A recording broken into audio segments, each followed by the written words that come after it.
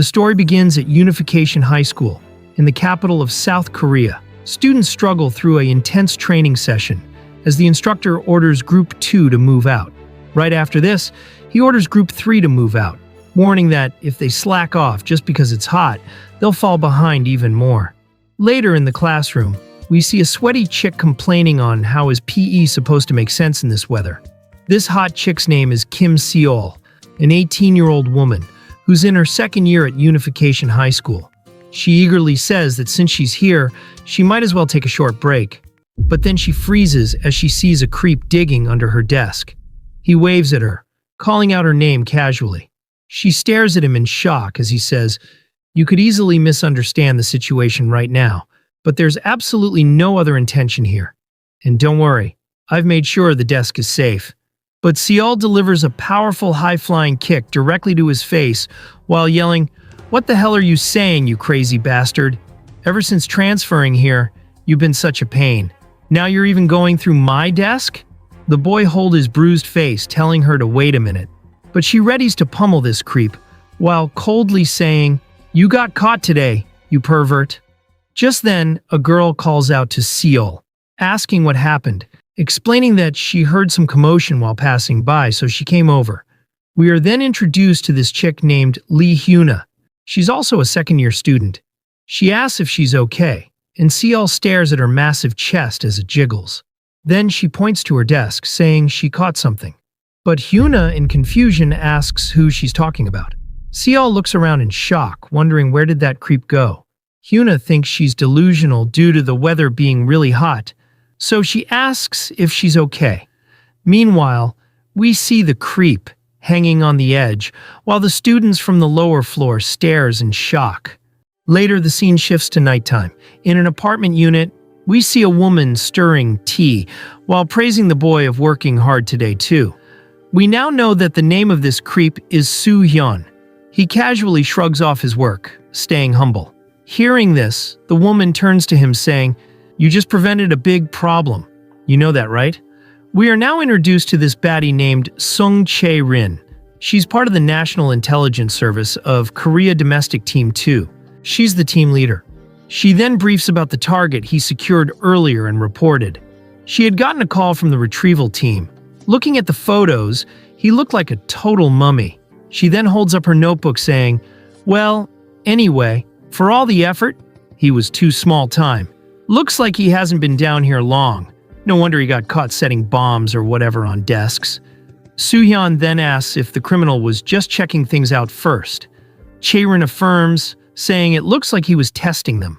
Soo-hyun stares at the board saying, as expected, it must have begun the next leader game in North Korea.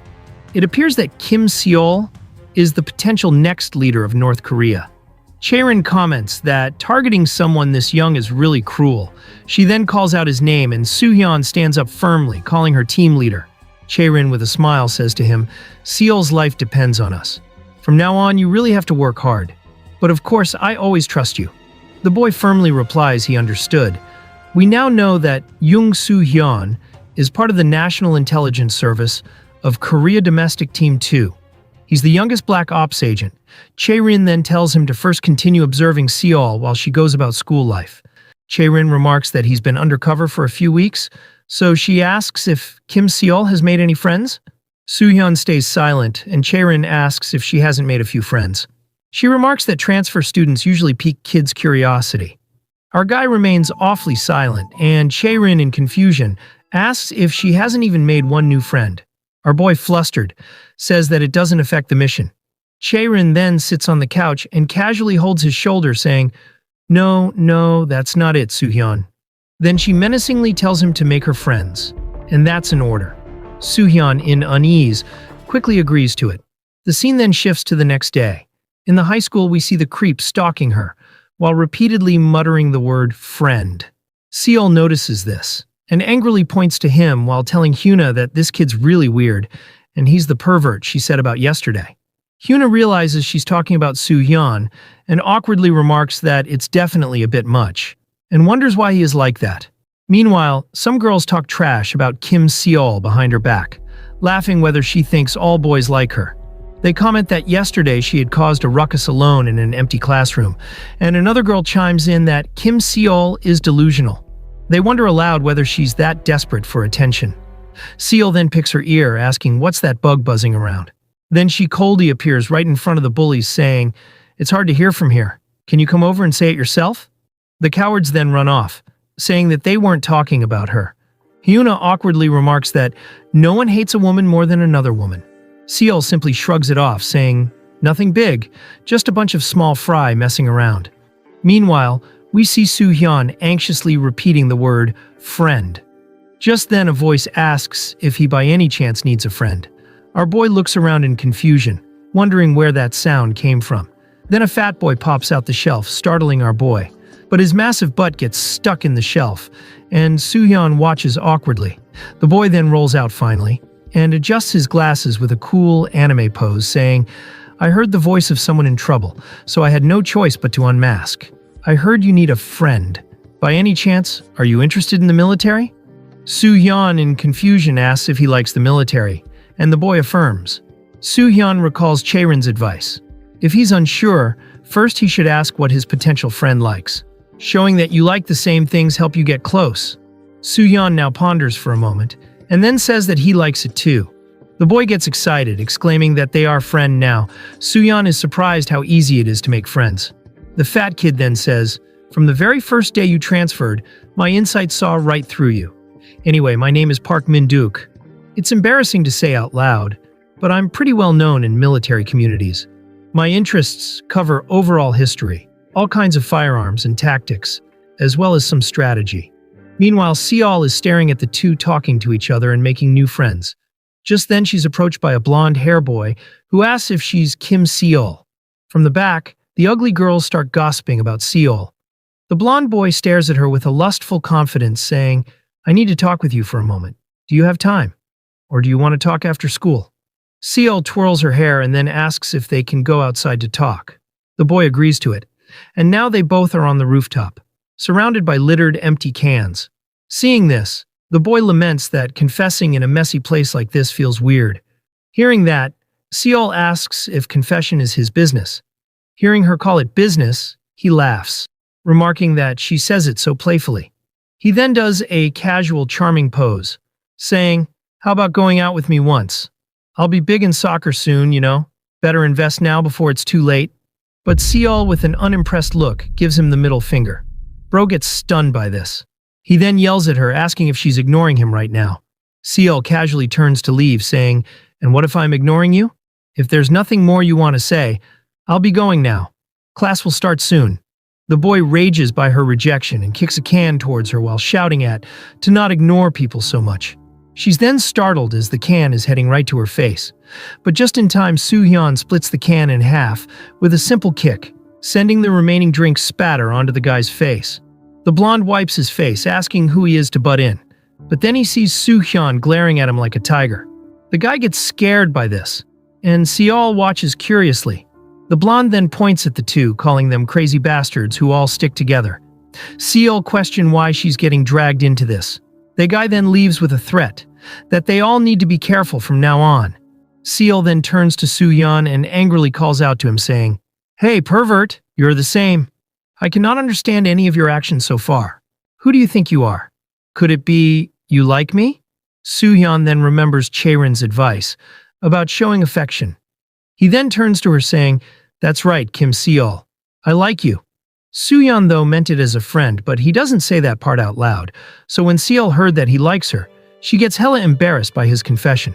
He then repeats again that he likes her. She stutters, saying, "Stop saying that, you idiot, and don't think that makes me want to go out with you." Soo-hyun, oblivious, mutters, "That's right, we're not going out." She, in embarrassment, replies, saying, "Yeah, why would I? With you." But then Seol asks if he's for real. Soo-hyun then reveals that he will protect her until the end, because he likes her. Seol becomes hella embarrassed by his bold confession. The scene now shifts to the afternoon. He keeps staring at her from the windows, taking surveillance notes. He thinks that the target currently shows behavior different from the morning. He notices her fidgeting legs and reasons that she's displaying slight signs of anxiety. She seems deep in thought, constantly writing something. Seol notices him staring and he's still in thought, noting there is no visible signs of illness or infection. Then she throws her pencil case at him in annoyance, asking what he's peeping at again. If he's going to do it, at least he should pretend to hide properly.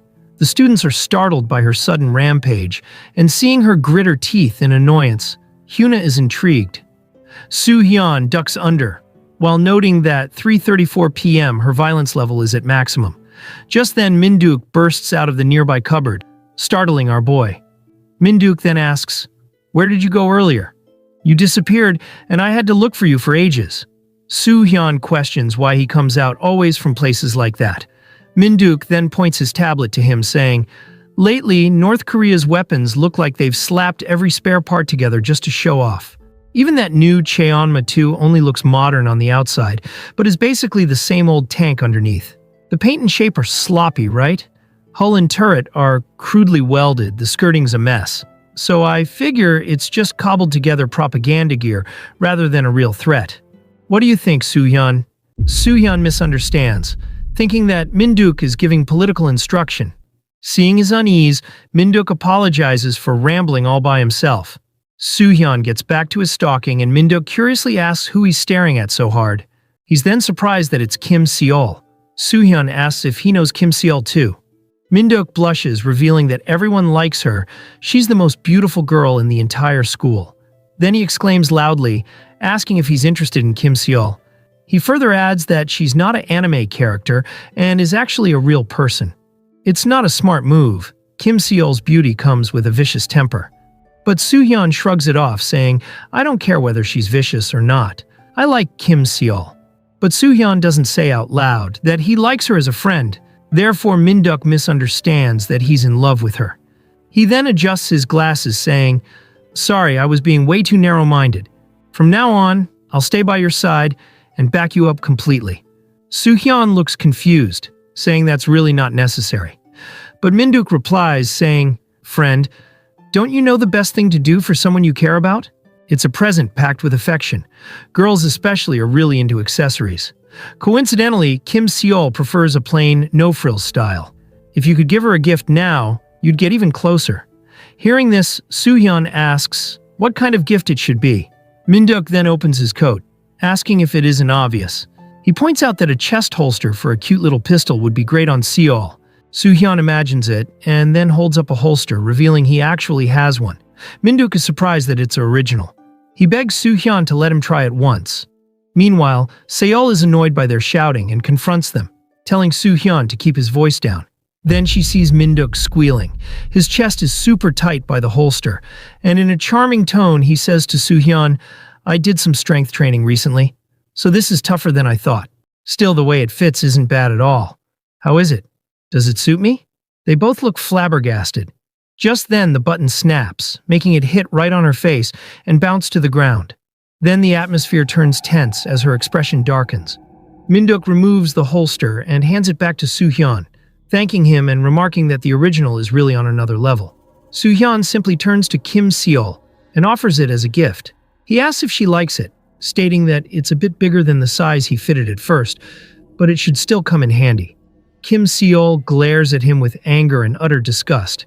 Then she beats him up while shouting, "Why don't you use stuff like this yourself, you damn pervert?" After school, we see Soo-hyun walking back to his house, but he's banged up really bad by Seol. He though inwardly says, "They say knocking each other around is what close friends do. Seems I've gotten even closer to Kim Seol." Just then a delinquent stops him saying, "Hey, are you Jung Soo-hyun? My friend needs something from you, got a minute?" Multiple delinquents surround him, and the leader with a wide grin says, "Nice seeing you, bastard. You remember me, don't you?" Soo-hyun simply replies, "What business do you have with me?" Then Young-soo scoffs that this punk is acting like he doesn't know. He asks if he's forgotten what he did to him before. Soo-hyun simply states that it's because he threatened Kim Seol first. Young-soo becomes furious that he's talking down to his senior. The delinquents then place their hand on his shoulder, saying that he needs to use honorifics with a senior, and that it looks like they need to teach him a lesson. They then take him to a shady alley, intending to teach him proper manners, but we see a girl watching them take Soo-hyun away. The scene then shifts to the soccer grounds, and we see the kids playing. Meanwhile, Kim Seol is lost in thought, thinking about Soo-hyun saving her and vowing to protect her to the very end. Hyuna then calls out to Seal, asking what she's doing and they need to hurry up. Seal joins her, saying that it's nothing and it's still a bit chilly, so they should head inside quickly. The scene now shifts to Soo-hyun's unit. He enters, greeting the team leader and reporting that the tasks are complete. We see Chaerin drunk, moaning around and greeting him back, that he did good work today also. She then asks if nothing happened today, and he affirms, saying that there's nothing unusual to report. Chaerin then says she's not going to step in right now, and that they'll realize they both are the ones who got involved. Just then a pack of empty cans gets knocked over by Chaerin. Soo-hyun, in a flash, catches them before it hits the ground, and Chaerin claps, exclaiming that it's a nice catch. Soo-hyun then uses honorifics, saying, "Senior, would it be alright if I tidy up a little?" We then see that the room is littered with opened cans. Chaerin, in a drunken tone, responds, "Is it really that messy? It's a pain, let's do it later, Soo-hyun." But he puts on gloves, saying, "Senior, you may stay lying down. I'll handle everything myself." Then a few minutes later, we see that the room is sparkling clean. Seeing this, Chaerin comments, "Wow, it's exactly like it was when we first moved in." Then she stares at him for a moment and calls out his name, asking, "Isn't going to school is tough?" He replies saying, "No, it's not hard. It's my first time dealing with school or friends, but if anything, it's a new feeling, so it's fascinating." Chaerin is relieved by this. The scene then shifts to a shady alley where the delinquents are at. A mysterious figure walks by but stops when he hears them talk about something. The delinquents wonder what the heck Soo-hyun was. They couldn't land a single hit and just let him go. This is humiliating. That guy has no manners, but he's a master. They then wonder why did he only dodge. Soo-hyun had been wobbling around totally like a boneless creature. They admit that it hurts their pride, but he was insanely fast. Either way, they decide not to mess with him anymore, since something feels off. The mysterious figure who is hiding nearby smirks at the revelation. Jungsu with gritted teeth calls out to them saying, "Hey, what are you guys talking about? I asked you to take him out, because it bothers me seeing that punk next to Kim Seol." The delinquents, though, say that they can't even land a hit, so how are they supposed to take him down? Just then, the mysterious figure comes out of the shadows saying, "Hold on a second, friends. There's something I want to ask you all. Can you tell me what you know about that girl, Kim Seol?"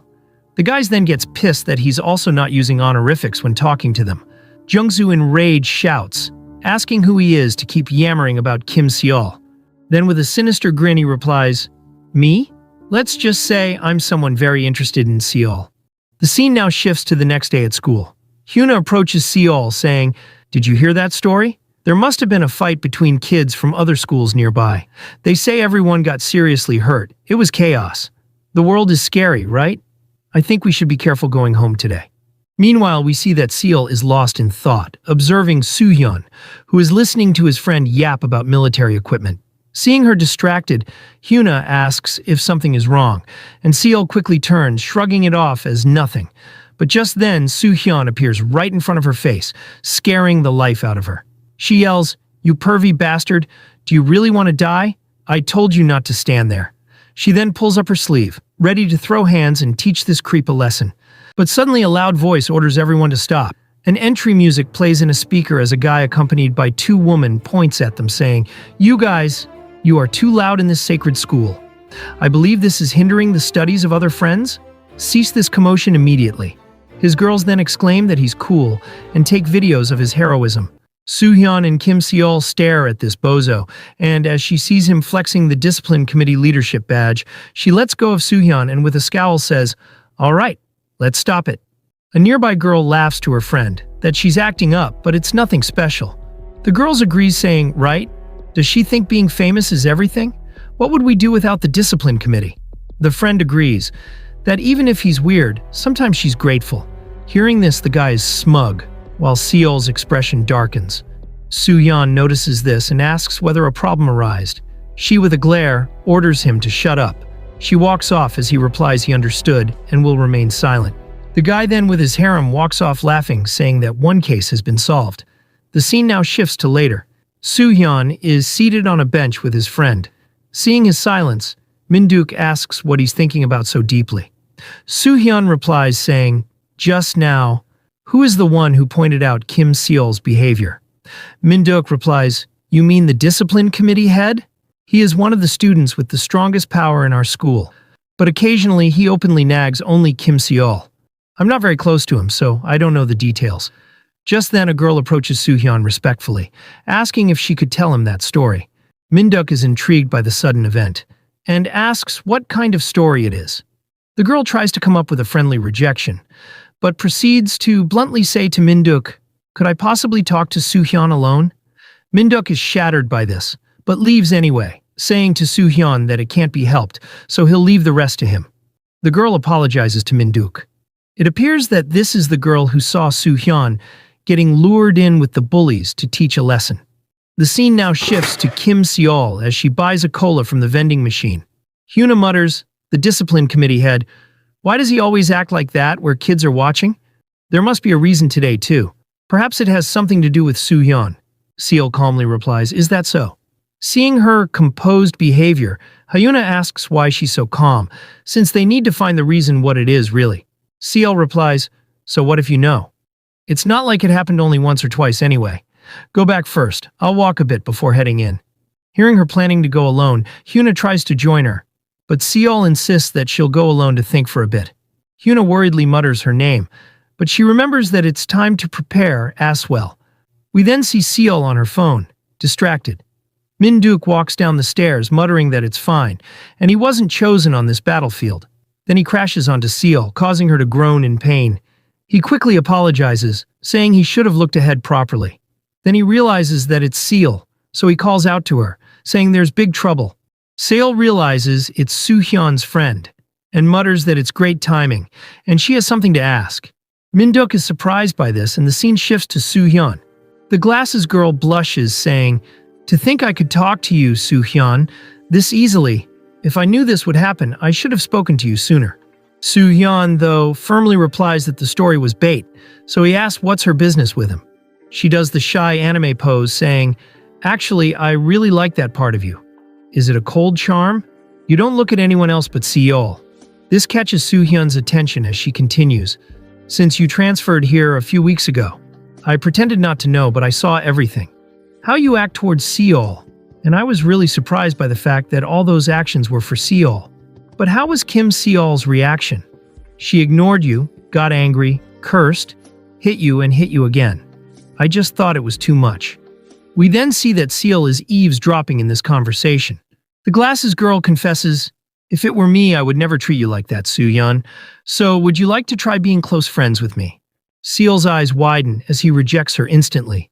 Soo-hyun says to her, "I don't know what you are talking about, but I don't do it to Kim Seol, expecting something in return. I simply act for Kim Seol because I like her." The girl gets surprised by his bold declaration of love, but then she says that it's because of his actions that Seol seemed trouble. Bro gets silent, and then firmly states that it's trial and error.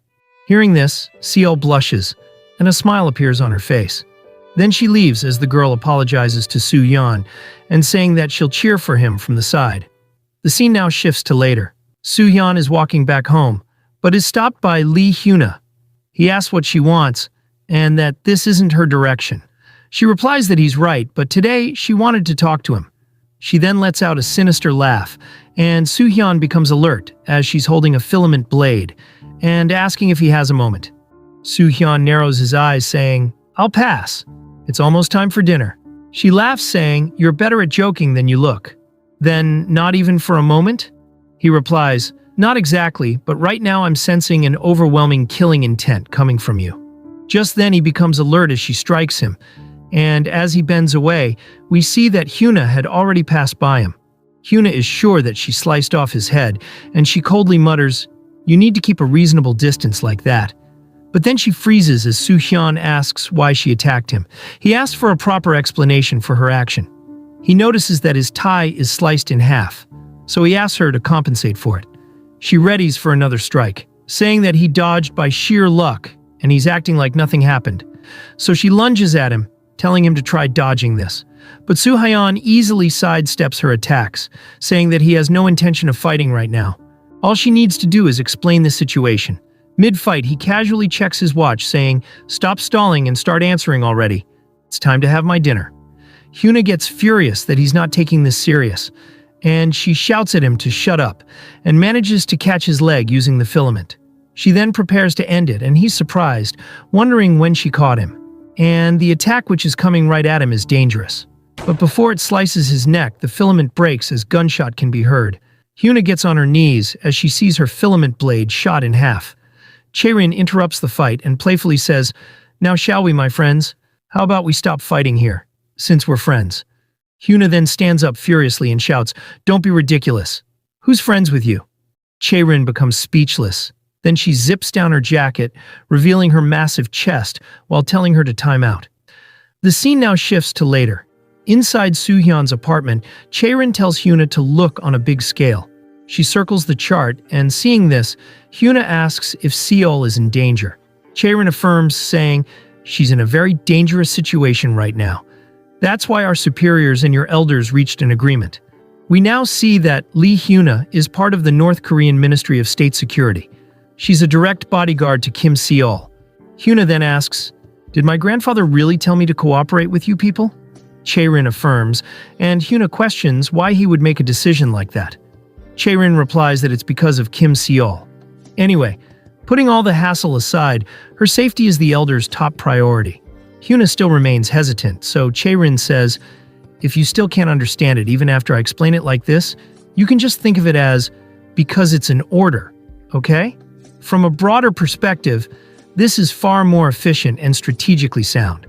Soo-hyun observes silently as Chaerin blatantly manipulates Hyuna. Hyuna says that she understood, and gets it for now. Chaerin then, with a kind tone, says, "Oh, by the way, there's something I'm curious about, may I ask?" Hyuna tells her to go ahead, and Chaerin asks what kind of person is the elder she lives with. Hyuna narrows her eyes, saying, "Just someone I live with." Chaerin insists, saying, "Come on, he's clearly not just anyone. Even our higher-ups all know about that elder. They say he's always been assigned to protect VIPs like Seol." That's impressive, even though she's not his own child. Hyuna's expression darkens, as she asks if it really that impressive if the child isn't biologically his. Soo-hyun then warns her to watch her words when talking with the team leader, but Chaerin stops him, and like a kind mother, she approaches her and apologizes, saying, "Sorry, I phrased that in a way that could be misunderstood. Did that upset you? Anyway, we'll need to stay alert for even more enemies now. I think things will be much easier if we work together. Hyuna's already great on her own, but if you work together, we'll credit all the performance results to you. Then Seol, the elder too, will like our cool Hyuna even more. So what do you think? We really need you, Hyuna." Hearing her glaze her, Hyuna becomes shy and agrees to it. Chaerin's face turns into a gremlin, as she inwardly says that handling kids is her specialty. Meanwhile, Soo-hyun observes the team leader as she had successfully manipulated Hyuna. Chaerin then composes herself, saying, "Okay, since this wrapped up nicely, make sure you behave at school, got it?" The kids then agree to it. Hyuna then leaves, saying, "I'll head back and share our data with your side." Chaerin thanks her, and as she left, Soo-hyun warns Chaerin that she's not someone to be trusted. Chaerin responds, saying, "Oh my, does she seem that way? She's a good kid, just still inexperienced." Anyway, Soo-hyun, keep an eye on Hyuna from now on as well. Soo-hyun agrees to it, and the scene shifts to Seol. It's nighttime, yet she's walking on the road alone, distracted by her phone. She sends Hyuna messages, asking why she's not answering her phone.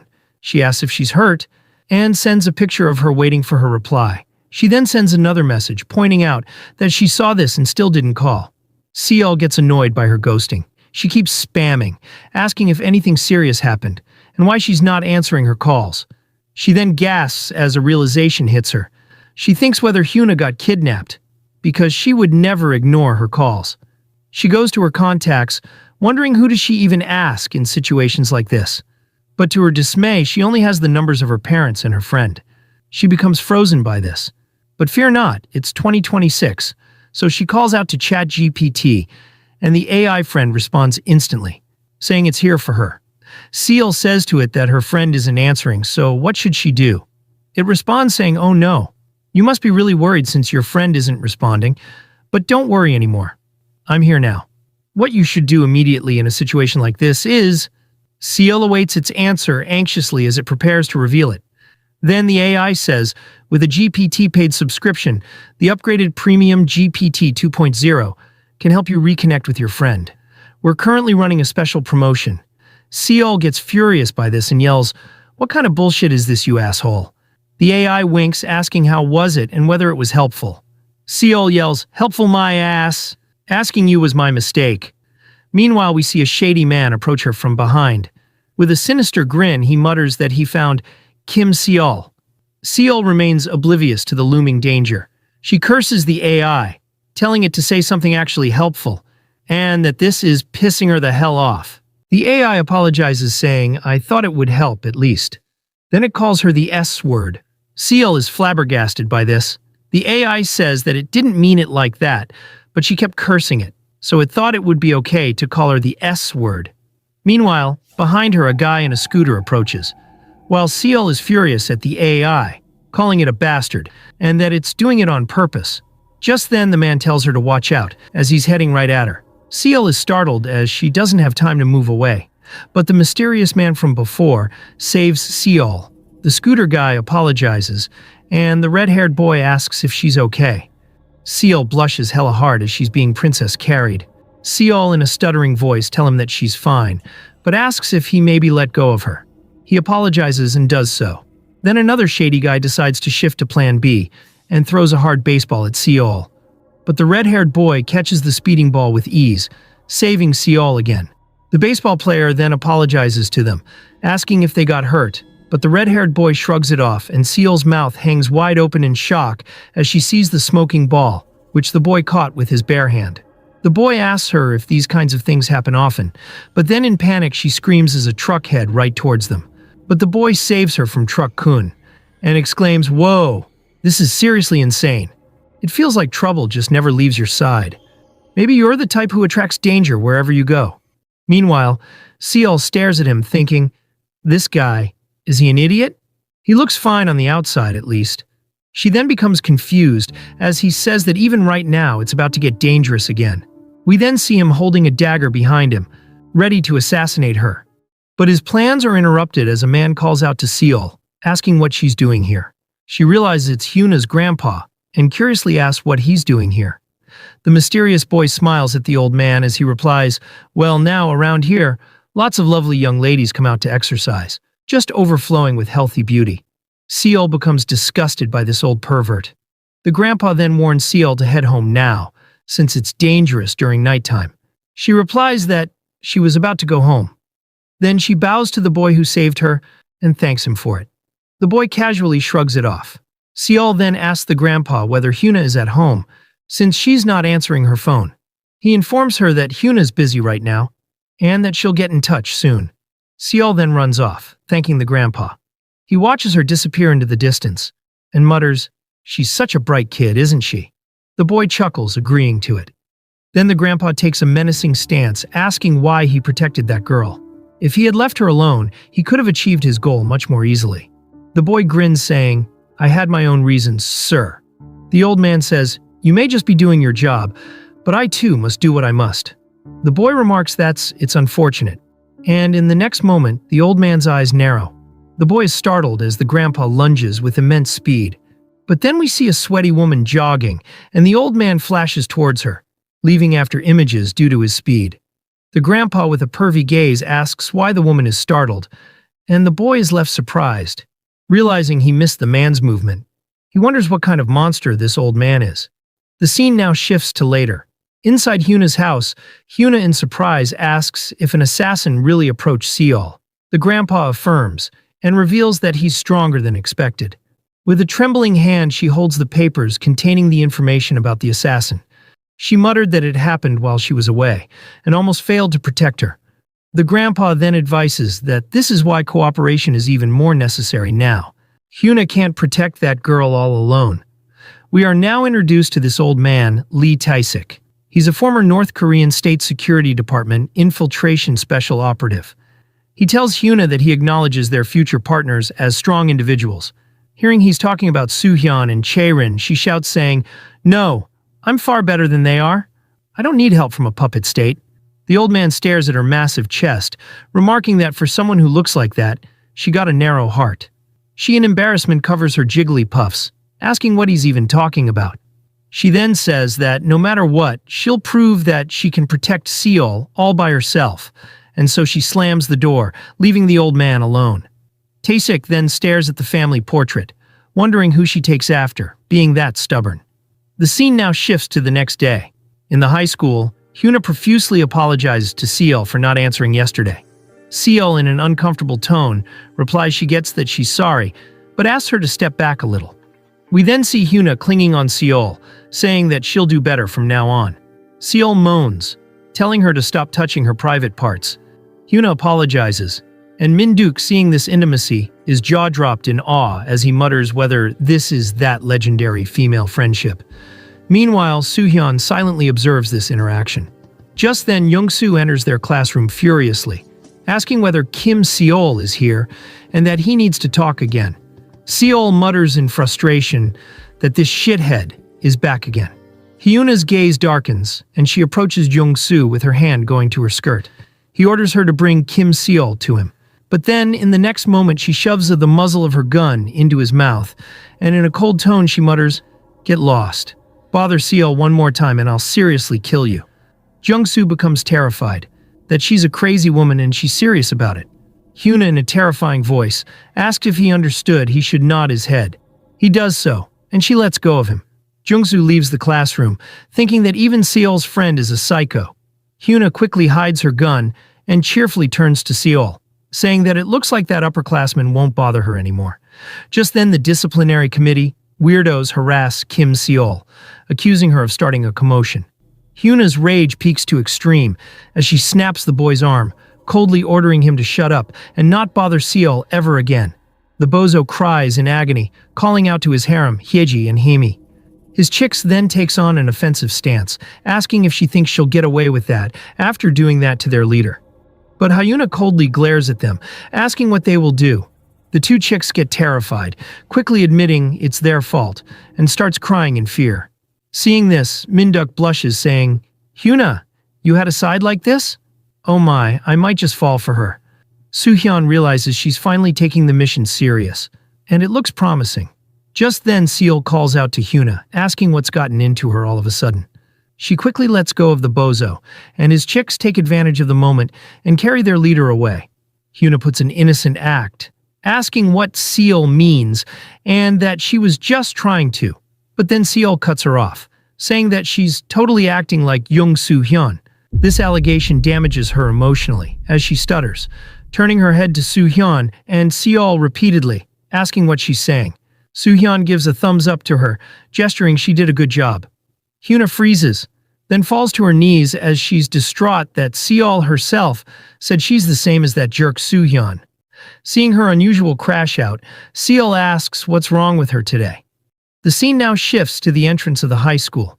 The mysterious boy from before stands in front of the entrance. With a wide grin, he remarks that this could be fun too. We now get to know that this mysterious boy is An Taemin. He's an elite agent of the State Security Department of the Great Democratic People's Republic of Korea. And for the progress of the times and the reunification of the fatherland, he is a proud warrior of Joseon, who completed training so brutal it made him spit blood and tear flesh. Now in the classroom, the teacher welcomes the new transfer student, and he with a smile waves at them, introducing himself as Taemin. His mission is to assassinate the princess, Kim Seol. Seol recognizes that it's the same fellow from yesterday. Taemin grins at Seol, while inwardly vowing that she'll die by his hand for the revolution. Seol looks away, breaking eye contact. Taemin thinks that she had already fallen for him, and that she's getting shy. He acts full of himself, thinking that it won't be fun if it's too easy. Meanwhile, we see her annoyed expression, as she inwardly says his face looks seriously annoying, and wonders why he keeps staring at her. Taemin then composed himself, thinking that first he should get a feel for the overall atmosphere.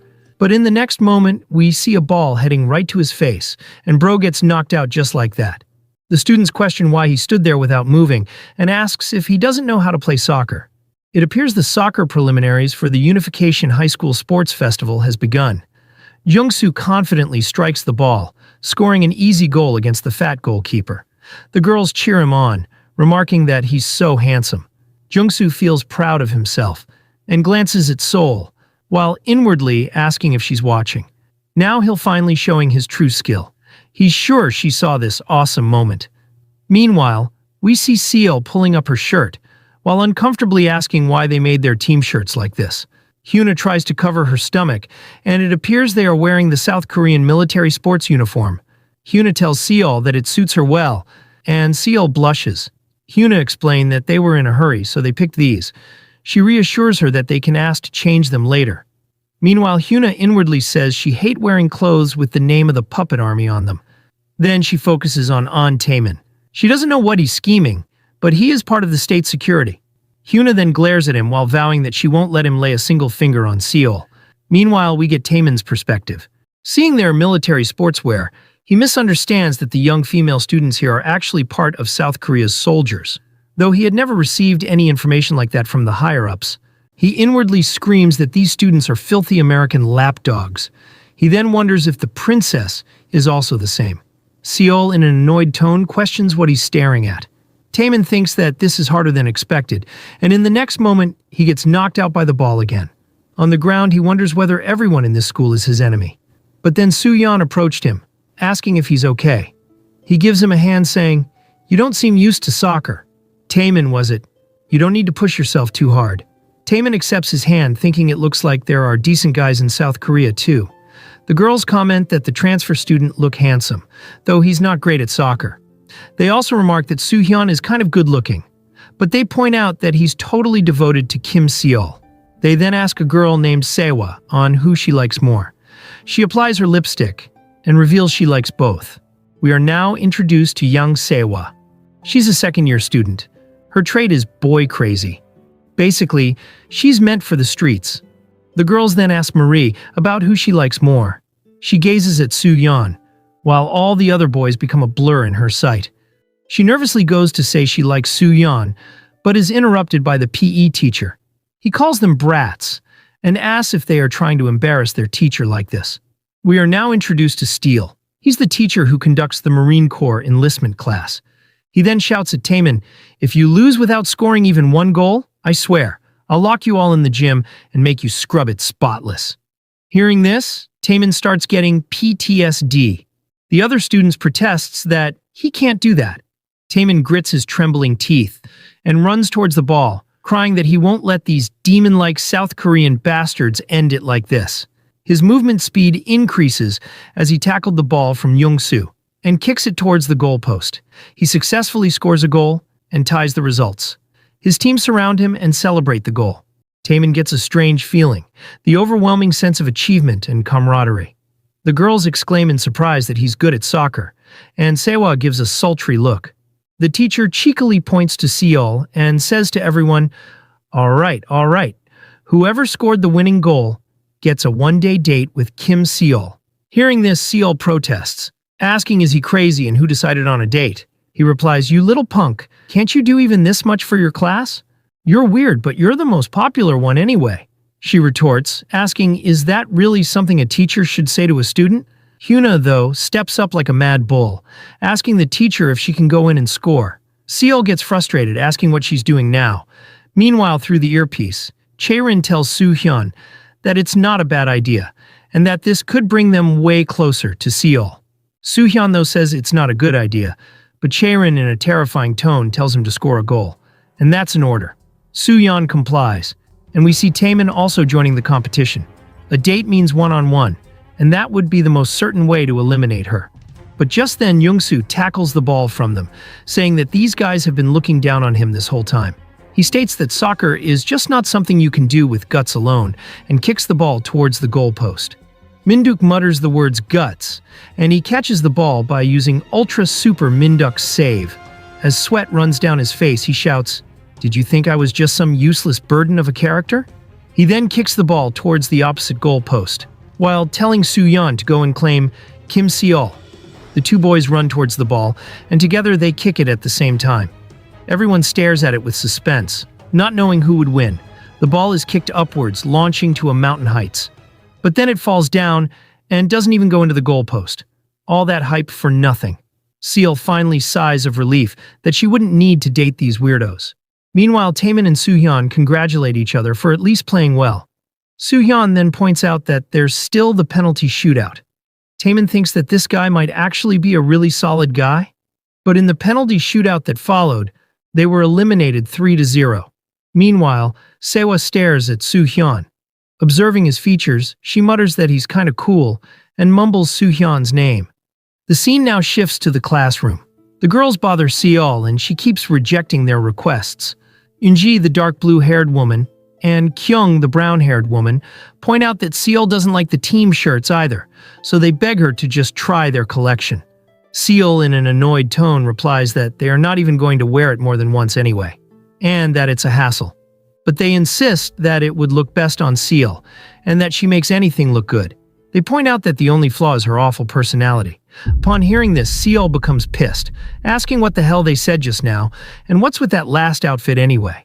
She then shouts Hyuna's name, asking her to just wear it since they're being annoying again. Hyuna looks startled. The girls, though, shoot down that suggestion, pointing out that Hyuna's a totally different size from them. They then indirectly talk about Seol's melon size, and that hers would perfectly fit well since it's not super big like Hyuna's. Hyuna gives an awkward chuckle, while Seol is trembling in rage, wondering why this makes her feel so irritated. Then she stood up, scolding the girls to get lost if they are going to talk crap like that. The girls playfully run off. They then plan on asking Sewa to wear it, but Eunji kinda hesitates. They then spot Taemin, and finally gets a great idea. The girls start talking good about him, stating that he's really good looking and that it makes them want to talk to him. Meanwhile, Taemin feels uncomfortable, wondering why those girls keep talking while staring at him. He fears they might have already figured out who he really is. They then approach and asks if he's Taemin. Bro gets startled by this as he lets out a scream. They chuckle, asking why he's so shocked. They say to him that both of them were talking about him, on how handsome he is. He lets down his guard, letting their compliments soak him.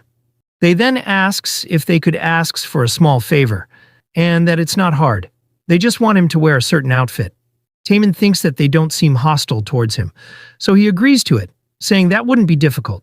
Hearing this, the girl's gaze becomes sinister, and poor Taemin doesn't know what he got himself in. The scene now shifts, and we see Taemin wearing a maid outfit. He pulls down the dress in embarrassment, trying to cover his Excalibur. He questions what the hell this is. The girls start ogling over him for wearing girls' clothes. They approach him with sinister intent, and Taemin in panic tells everyone to not come closer and to keep their hand to themselves. He inwardly says, "This is definitely a tactic to break my mind. But do they think I'll fold over something like this?" But when we take a closer look at Taemin, we see he's almost about to cry. Just then, Taemin squints his eyes as he sees an angel asking if he's okay. It's none other than Soo-hyun. He remarks that he looks quite troubled. Taemin in surprise mutters, "So it really is you came to save me?" But Soo-hyun flatly says no, and we now see that he's dressed up as McDonald's mascot. The girls then goes to try on different clothes on the two, but Min-duk interrupts them, sternly ordering them to wait a second. He righteously shouts, "Why are girls choosing what the guys wear? This is clearly unreasonable." But the girls order the fatty to shut up and stay quiet. They add that he's useless anyway, so he should go sit down. Soo-hyun tells Taemin to give up. He reveals that he also resisted too, but it was pointless. Taemin in embarrassment points out that at least he's wearing pants. Soo-hyun, though, compliments that it's fine and that it suits Taemin pretty well. Meanwhile, Hyuna observes them. She inwardly calls them pathetic idiots, and that she'll make sure to uncover Taemin's true identity. The scene now shifts to later. Soo-hyun exits the classroom, wearing his normal school uniform. Meanwhile, poor Taemin is still getting violated by the girls. Soo-hyun realizes he needs to comfort Taemin later. Just then, Sewa approached him, saying hello. Soo-hyun asks if she's Yang Sewa, and she, with a smirk, tilts her head, saying, "That's right, you remembered me?" She gives a sultry look, trying to seduce him. Our boy, though, with a blank expression, asks what business she has with him. Sewa lets out a chuckle, remarking he's so stiff, and asks why he's being formal, even though they're in the same class. Then she, in a sultry voice, says to him, "I just haven't talked with you much, Soo-hyun. I thought maybe we could get a bit closer." Soo-hyun, though, thinks that getting closer means he's friends with them. So he quickly replies, "Sure, let's get closer, Yang Sewa." Sewa becomes stunned, wondering if it's that easy. She, with a sinister grin, thinks, isn't he supposed to be obsessed with Kim Seol? Guess he's not. Guess he's just another ordinary guy after all. She then seductively calls out to him saying, "Soo-yeon, what are you doing after school today? Since we're getting closer, want to hang out? Karaoke or a cafe?" Soo-yeon, though, replies, "No, and that it's not possible." Sewa, in confusion, asks the reason, and he replies, "It's hard to explain to you, but I can't be separated from Kim Seol. Therefore, I can't spend time with you after school." Her smile then vanishes by his declaration. Just then, Seol appears and hits him in embarrassment, asking what kind of weird crap is he spouting again. She pulls him by his hair, dragging him through the hallway, as she scolds him to stop saying stupid stuff, and that it's annoying. Soo-yeon tells her that holding him like that is hurting him, but she ignores. Seeing this, Sewa holds her head with a dark expression, as she mutters on how Seol could be pissed at Soo-yeon. At this point, it kinda makes her want to steal him for real. The scene now shifts to after school. As the students leave, we see Soo-yeon following her as usual. Seol angrily shouts, "Why do you keep following me around like a stalker?" Hyuna said suddenly she had something to do too. "Ugh, this is so annoying." Soo-yeon simply replies that their paths just happen to overlap. Seol grits her teeth, remembering what happened earlier, and wondering why he said something like that to young Sewa. She then calls out to him saying, "Hey, what is it about me that you like so much that you keep following me? You're always getting cursed at and beaten up by me. You know there are plenty of people who don't like me, right?" He bluntly replies, "True, Kim Seol. You don't have a very good personality." Hearing this, she angrily turns her head, asking is he done talking. But then Soo-yeon reveals that he doesn't care what kind of person she is. No matter who she is or what she's like, he'll stay by her side, and that will never change. Seol becomes flustered by his declaration, thinking he's doing that annoying talk again. She then, with a blush, turns away saying, "I'm going to watch a movie now. They say Demon Slayer has been fun lately." Soo-yeon replies that he hopes she enjoys the show. She though repeats again that she said it clearly, that she's going to the lottery cinema. He notes that he got it. She further reveals that she'll go to a cafe after it's over, and asks if Soo-yeon got it. He replies that he sincerely hopes she has a pleasant time. Folks, it appears Seol had fallen for him. The scene now shifts to somewhere else. As Taemin crossed the road, a woman looked back at him, muttering in awe that he's handsome. She gets creeped out as she sees Hyuna stalking him. Hyuna says to herself that she's not usually into tailing people like this. It's something only that Young Soo-yeon would do, but first she needs to find out Taemin's hideout. Just then, Taemin stops walking and coldly mutters, "Come out. I know you've been following me." Hyuna smirks, wondering if she underestimated a state security elite. She then revealed herself with the filament blade while sinisterly amusing that it's interesting he knew. She thinks that in times like this, a frontal breakthrough is best. But before she does anything, he shrieks, accusing her of trying to continue abusing him with different female clothing, and questions why she has a tape measure even after he cooperated at school. Hyuna is confused by his strange reaction. Then she realized that he thinks that the filament blade she's holding is a tape measure. Taemin's PTSD kicks in as he recalled the torture the girls made him go through. He bolts off running, shouting at her to stop messing with him. She chases after him, declaring that she won't let him run away from her. Meanwhile, in the theater, we see that the Demon Slayer movie is currently playing. The demons apologizes to the human, begging to spare them. Next to Seol, there is a couple who complains about an audience member chewing popcorn loudly. Just then, a corn hits Seol's head, and she gets annoyed. She glares at Soo-yeon with gritted teeth as he eats popcorn while causing a mess. Seol whispers to him, asking what he's doing over there. He, with a mouth full, replies in fake surprise, "Kim Seol, you came to see this movie too. What an amazing coincidence. I was just wanting to watch this myself. It's a movie where Rengoku dies, so I'm a bit anxious." Hearing the spoilers, Seol holds back herself from hitting this bastard. But she recalls that she was the one who gave her plans to him, so he followed naturally. She wonders why she even said that to him, and maybe she's gone insane. Meanwhile, an audience member scolds her to lower her voice, and she apologizes in shame. She then leaves the theater, exclaiming that this is so humiliating. Later we see her in a cafe, seated next to a window. She looks like Miyuki from The Irregular at Magic High School, and the boys exclaim that she's so pretty, just like a princess. They ponder whether to talk to her, but they decide not to, since pretty ladies like her would never respond to NPCs like them. Meanwhile, we see her annoyed as Soo-yeon sucks on a plastic straw, causing a sound which makes her cringe. She stares at his lips in disgust as he sucks on the straw violently. She then reached her limit for his nonsense, as she stood up, confronting this bozo for doing it on purpose. He though acts surprised again, saying, "Kim Seol? Are you here too? What a coincidence. I like the coffee here as well." Seol holds her head hopelessly, thinking what was she even expecting from this jerk? As she walks out of the cafe, he asks if she's leaving already, and she scowls that it's none of his business, and exclaims that he's annoying. Just then she hears a crazy woman screaming at a boy to stop running. Seol freezes as she sees Hyuna chasing after Taemin. As he's about to collide on her, she elbows him to the chest, knocking the wind out of him. As Seol fell to the ground, Hyuna, in surprise, asks why she's here. As Seol groans in pain, Hyuna, in concern, asks if she's okay, and that it was a pretty hard hit. Meanwhile, Soo-hyun asks the poor victim whether he's all right. Taemin remains in the Yamcha pose. After a while, we see them in the cafe. Hyuna had explained the situation in her own twisted way to suit her narrative. Seol then says to Hyuna, "You said you talked to him because you had something to ask. But he suddenly ran off. So you chased him?" Hyuna lets out an innocent chuckle, affirming that she didn't do anything, and she asks Taemin, "Isn't it true?" Taemin quickly agrees to it, saying it seems like he misunderstood the situation. Meanwhile, Hyuna thinks that putting this guy in front of Seol is dangerous, but he's been oddly tense since earlier, and with this many people around, he won't be able to do anything. Hyuna then glares at him with her left eye, while maintaining her other side friendly. She tells him that his answer is not convincing enough.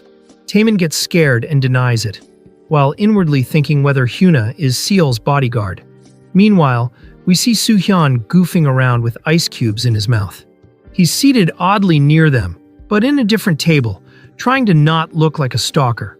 Seol becomes bored, and asks if they have some time.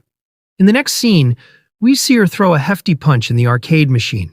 Seol exhales in satisfaction, as she remarks that her stress is relieved. She asks if Hyuna wants to try too. Hyuna, though, with an innocent voice, replied that she's not good at hitting things, so she'll pass. Seol agrees that Hyuna is kind of girly, so it doesn't really suit her. Hyuna acts like a kind girl, praising Seol and asking how she's this strong. Meanwhile, Taemin glares at Hyuna, thinking Seol has no idea at all. Seol lifts her leg, wondering maybe kicking it would make the score go higher. Hyuna holds her leg down, not wanting to reveal Seol's panty by accident. Taemin inwardly says that he'll be satisfied with just getting information on the princess today. With this many people around, dealing with the princess would only get complicated, and he probably wouldn't get his reward properly either. He then turns to Soo-hyun, wondering if he's also close to the princess, though he thinks that if possible, he'd have to deal with the princess somewhere he is not around, because Soo-hyun is a rare, decent guy in South Korea after all. Seol then orders the boys to stop standing there and hit it already. Soo-hyun notices she's unusually excited today. Taemin then landed a hefty blow, shocking Seol as he received a score of 960. Taemin proudly declares that no one here can beat him, but Hyuna readies her arm and flashes through them with rage as she strikes the machine, shocking the two, though she received only 955 points. She gives an excuse that she didn't hit it right, and if she tried one more time, she could win. Taemin thinks that this bitch is a lunatic, and he shouldn't mess with her. Seol then taps Soo-hyun, asking whether it doesn't bother him at all since Taemin thinks he's weak. Soo-hyun responds that it doesn't bother him, and asks whether he just needs to hit that. She affirms that he should hit it like he's smashing it. Upon hearing the word smashing, he walks off, and Seol questions where he's going. She looks away with a slight blush, disappointed he's leaving at a time like this. She feels like Soo-hyun could actually score better, but she wonders why she's even cheering for him. Just then she freaks out as Soo-hyun brings a hammer, warning her to stay back since it's dangerous. She starts hitting him, calling him a crazy bastard, and asking what the hell he's carrying. He, though, in confusion asks, didn't she tell him to smash it? She exclaims that he's a total psycho. Soo-hyun runs away from the beating, saying it hurts. Hyuna tells Seol that she'll hold him so she can beat him up more. Meanwhile, Taemin just watches them goof around like idiots. The scene now shifts to later. We see Seol defeating her opponent with impressive skill. Soo-hyun is impressed by her performance, and Hyuna remarks that Seol's been always good at games. Seol chuckles, simply shrugging off her victory. We then get to know that Seol used to play a lot at the arcade after school. Even back then, Seol had been a naughty gremlin who roasts her opponents when they try to give lame excuses on why they lost. Hyuna had been always on her side, glazing her victory and helping her grow a big ego. Meanwhile, in the present, Seol mischievously says that it should be about time for someone to come out. Hyuna also agrees that it's about time someone decides to show up. And in the next moment, her opponent who lost pops up, mocking that she's an absolute trash. Seol then acts girly, asking in confusion whether he's talking about her. The dude is stunned as he realized he lost to a girl in picking a fight. He quickly walks off in embarrassment, while Seol, like an absolute gremlin, taunts that he can't do anything to her. Hyuna advises Seol not to provoke people like that. Seol, though, states it's just a game, and that beating people with crushing punch is the most fun. Meanwhile, Taemin observes the princess, thinking she's so cunning, and her personality is filthy too. He imagines Seol ordering her soldiers to kill all those who defy her, and Hyuna glazing Seol from the background by adding oil on fire.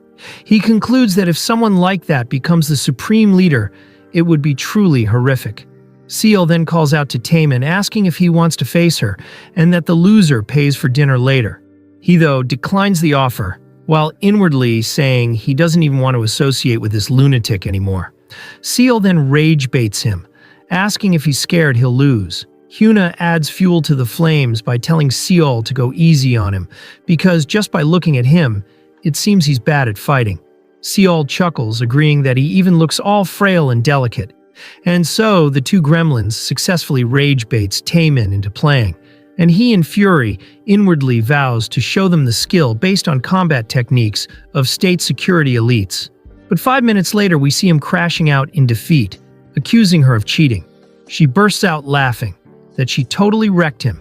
He demands another round, and she agrees to it, stating that if he loses, he needs to buy drinks also. Meanwhile, Soo-yeon observes her joyful expression, thinking he had never seen this side of her before. The scene now shifts to later. We see various delicious dish placed on the table. Seol thanks Taemin for the food, while Taemin laments that his money is drained by this gremlin. It appears he had lost 5 times in a row, but to his surprise, Soo-yeon tells him not to worry, and that he'll cover part of the cost too. Taemin is touched by the kindness, thinking that this South Korean comrade is really an angel. Seol narrows her eyes, telling Soo-yeon to stop pretending to be nice. He, though, states it's way too much money for a student to bear. Taemin is further touched that Soo-yeon is even boldly blocking the princess's brutal exploitation. Hyuna, though, opens one eye, glaring at Soo-yeon as she thinks he's pathetic. She inwardly says, "Does he not have any idea that this guy's our enemy? Young Soo-yeon, I'll prove you're more incompetent than me. I'll definitely prove it this time." Meanwhile, Taemin eats a spicy food and couldn't handle the heat, while Hyuna herself is producing heat with her hatred towards Soo-yeon, as we see Seol scolding him for eating her fried food. After a while, Seol decides to take pictures with them in the photo booth. Hyuna stares at Taemin, thinking it would be easy to get attacked in such a cramped space. Meanwhile, Taemin is impressed that South Korea even has machines that take photos automatically. Seol then calls out to them, instructing to relax their expressions. Hyuna is irritated by the physical contact with Taemin and scolds him to move aside. Seol then pumps her fist, saying that the guys haven't done this before, so if they don't play, they lose, and she starts the game of rock, paper, scissors. Taemin, though, is confused by the South Korean games, so he does an awkward sign, probably implying it as scissors. Hyuna comments that the transfer student threw something weird, and that he's caught now. Since the rules state that the person who didn't play is the loser, Taemin gets beaten up by everyone. Once that photo is taken, they move on to the next one. Seol instructs them to put their fingers around her face with a peace sign. This creates a star symbol, and the heartwarming picture is taken as Seol winks in happiness. Next, she tries on bunny ears, and Hyuna comments that she looks cute. Seol then laughs at Soo-yeon's goofy cosplay, and meanwhile Hyuna is impressed by Taemin's cosplay. Folks, I think Hyuna is already starting to fall for Taemin. Anyway, moving on. Hyuna and Soo-yeon does the Special Forces drill formation, basically the Fortnite dab emote. Seol bursts out laughing that these guys are still living in 2017. Next, she holds poor Taemin by the neck, posing as she's about to beat him up again, while sarcastically saying that the transfer student looks rather drowsy. Taemin could only vow inwardly that he'll kill her someday, and that this is just him holding back for now. Then they take one more picture, with everyone together. They are all smiling in this one. A heartwarming moment, in a world filled with uncertainty. Later, as they exit the booth, they inspect the pictures, and note that it came out well. Taemin adjusts his arm, muttering that he's so tired. But he gets a warm feeling, satisfied from the time spent together. Just then, a man knocks his shoulder. As Taemin turns, the man mutters, "Life in South Korea seems pretty fun, huh? Comrade On Taemin, don't forget our objective." Taemin freezes by this. Meanwhile, Seal remarks that the weather seems nice and asks if they want to grab drinks and go to the park. Hyuna jokes on what they are going to do about Seol's stamina. Seal then turns to Taemin asking if he's coming too, but he turns away, declining the offer, saying he's heading back now. Seol gets confused, on him suddenly killing the mood. Meanwhile, Hyuna is suspicious, thinking she must figure out his hideout. Then she runs off to catch Taemin, while apologizing to Seol that she also needs to head back. Hyuna has no choice but to trust that Soo-hyun could protect her while she's gone. Seol is left disappointed. She mutters that this is annoying and asks if Hyuna likes that transfer student. Soo-hyun responds that there's absolutely no way that's the case, so she shouldn't worry. She turns to him, asking how he knows that anyway. He quickly turns away, saying it's not important.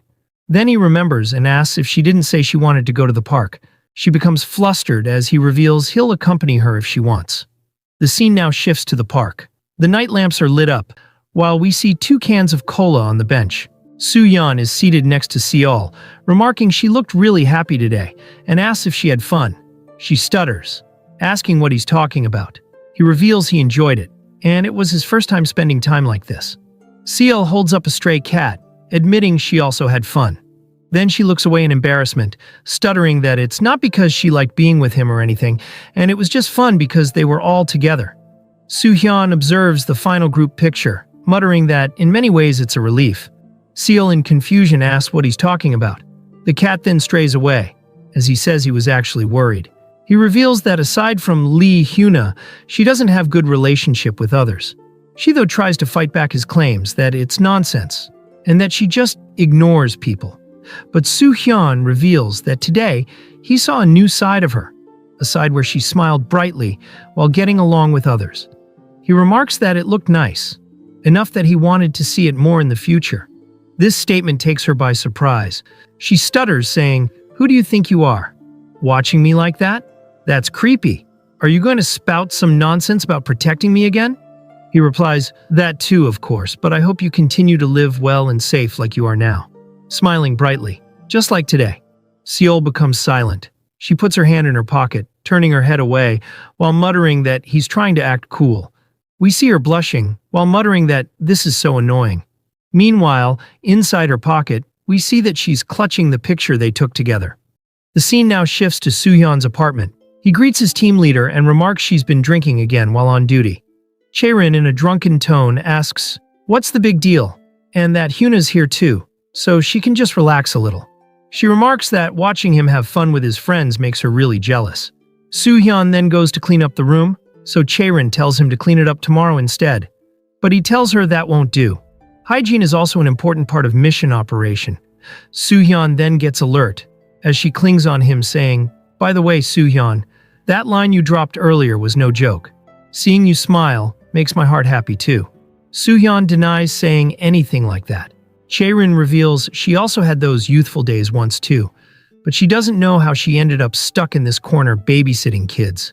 Soo-hyun piggybacks her as she's all over him. She advises him to not end up like her.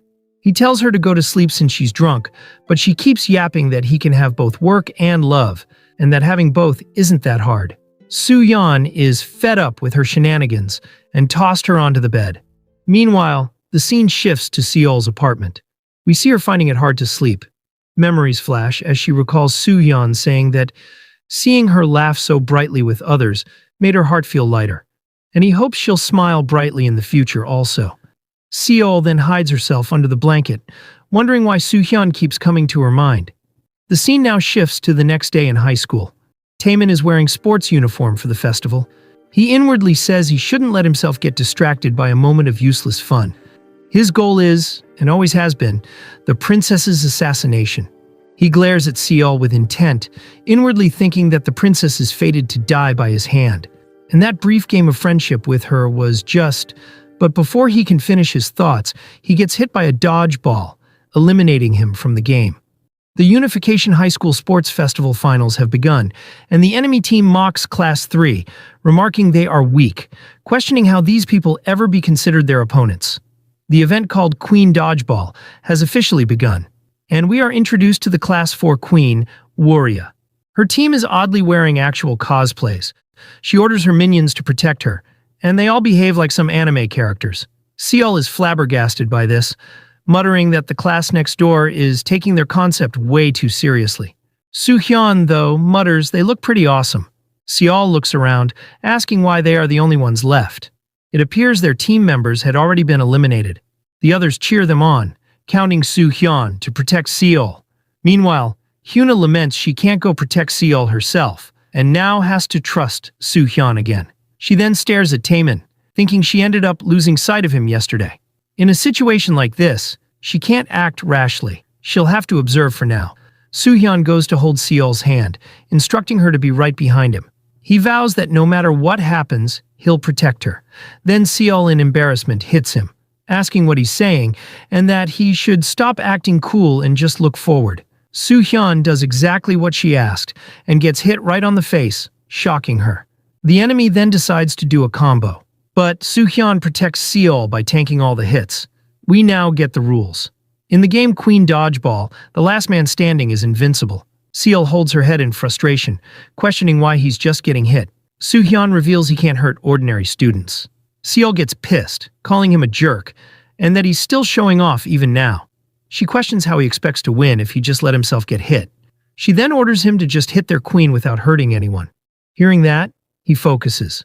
Warrior's minion question why he's acting like he got everything under control and throws the ball at Soo-hyun, naming the throw as Spiral Tornado Shot. But to their surprise, Soo-hyun caught it with ease, impressing Seol. He then readies to throw it, saying that since he doesn't want to hurt anyone, he'll end it with this one throw.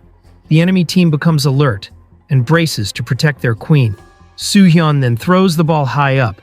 They all look up as the shadow can be seen on the ground.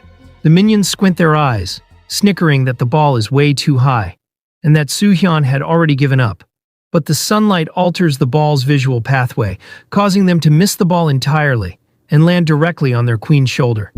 Meanwhile, her minions are still confused, wondering why the ball had not come down yet.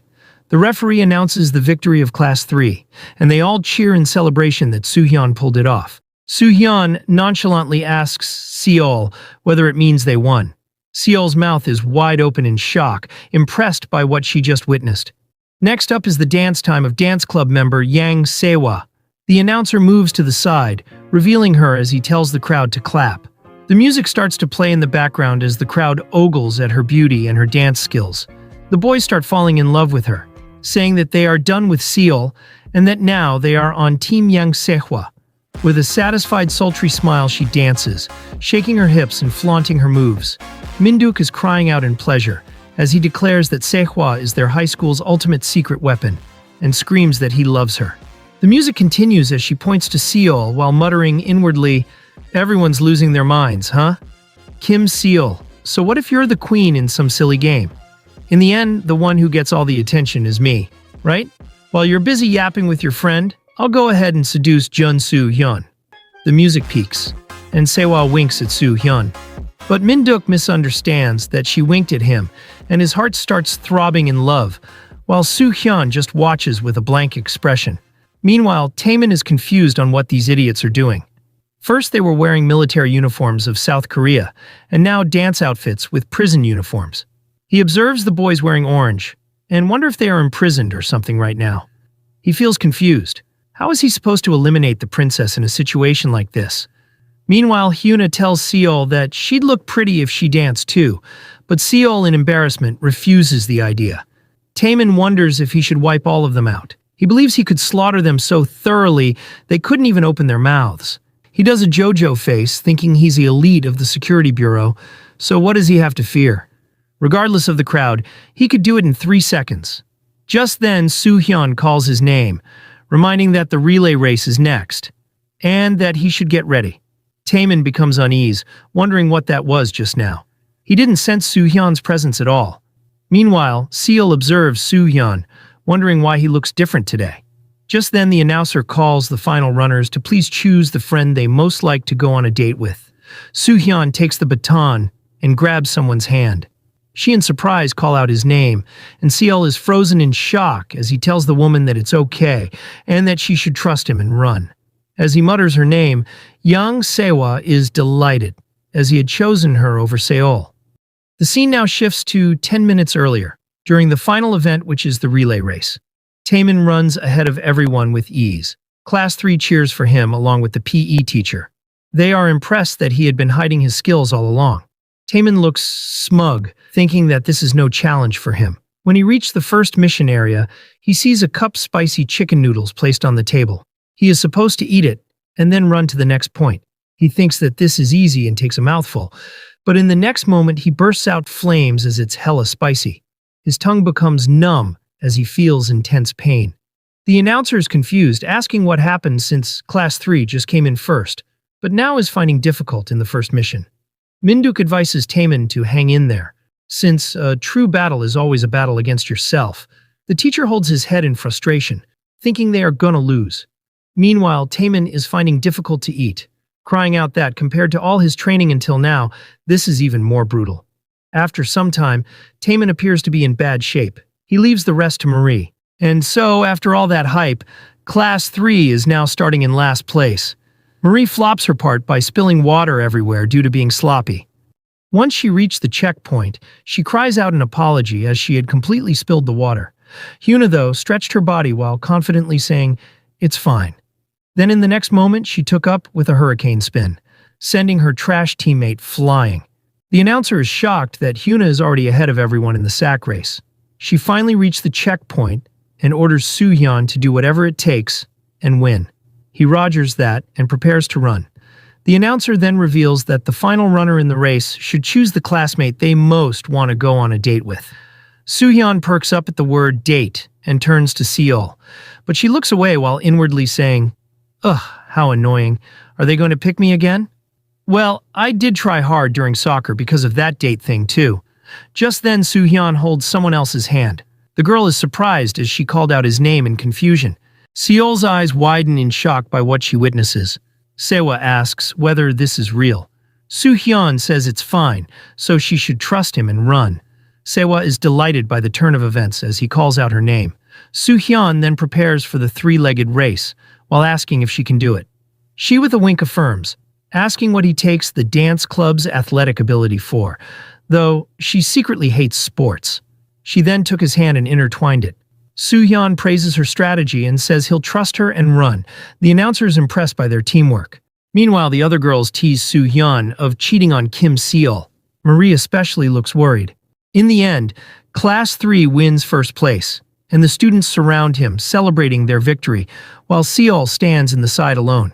Just then, Seol turns her head in shock as she hears Sewa's muffled laughter. Seol notices Sewa clinging on Soo-hyun and staring at her with a sinister smile. Seol's gaze hardens as she wonders whether she was smiling at her just now. Later, the teacher announces he's in a good mood today, so he'll buy pizza for all. The students get excited, and Minduk remarks that it's rare for pizza to be distributed as combat rations. Soo-hyun agrees to it.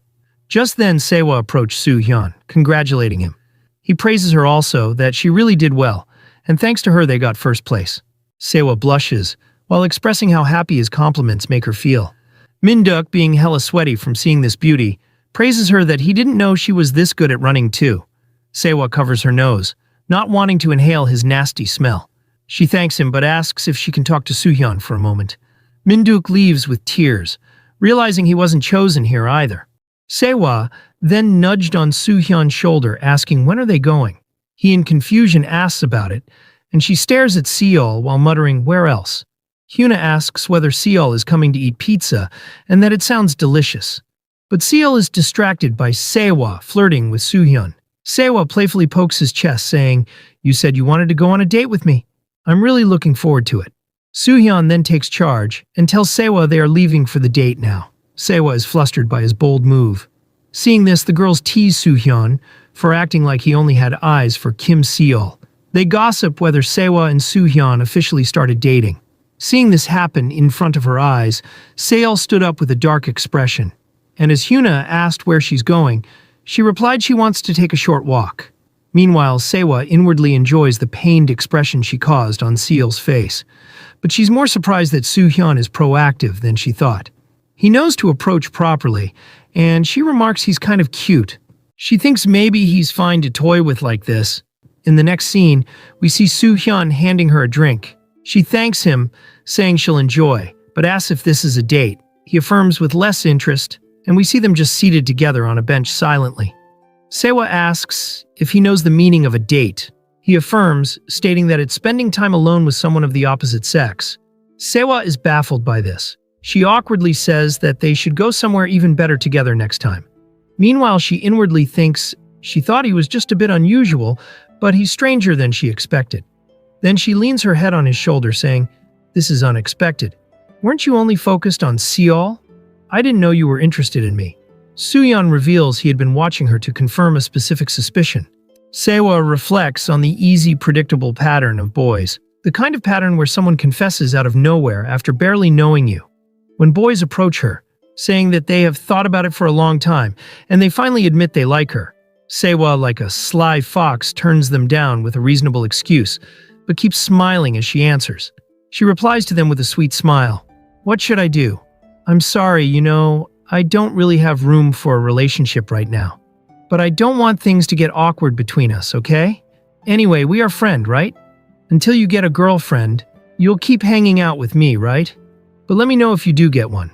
I might get jealous, though." Then she pinky promises with her prey, while her victim ogles that her hands are so soft. Once she tosses out little bits of hope like this, her victim will never escape her. Now, Soo-hyun reveals he has something he wants to ask her.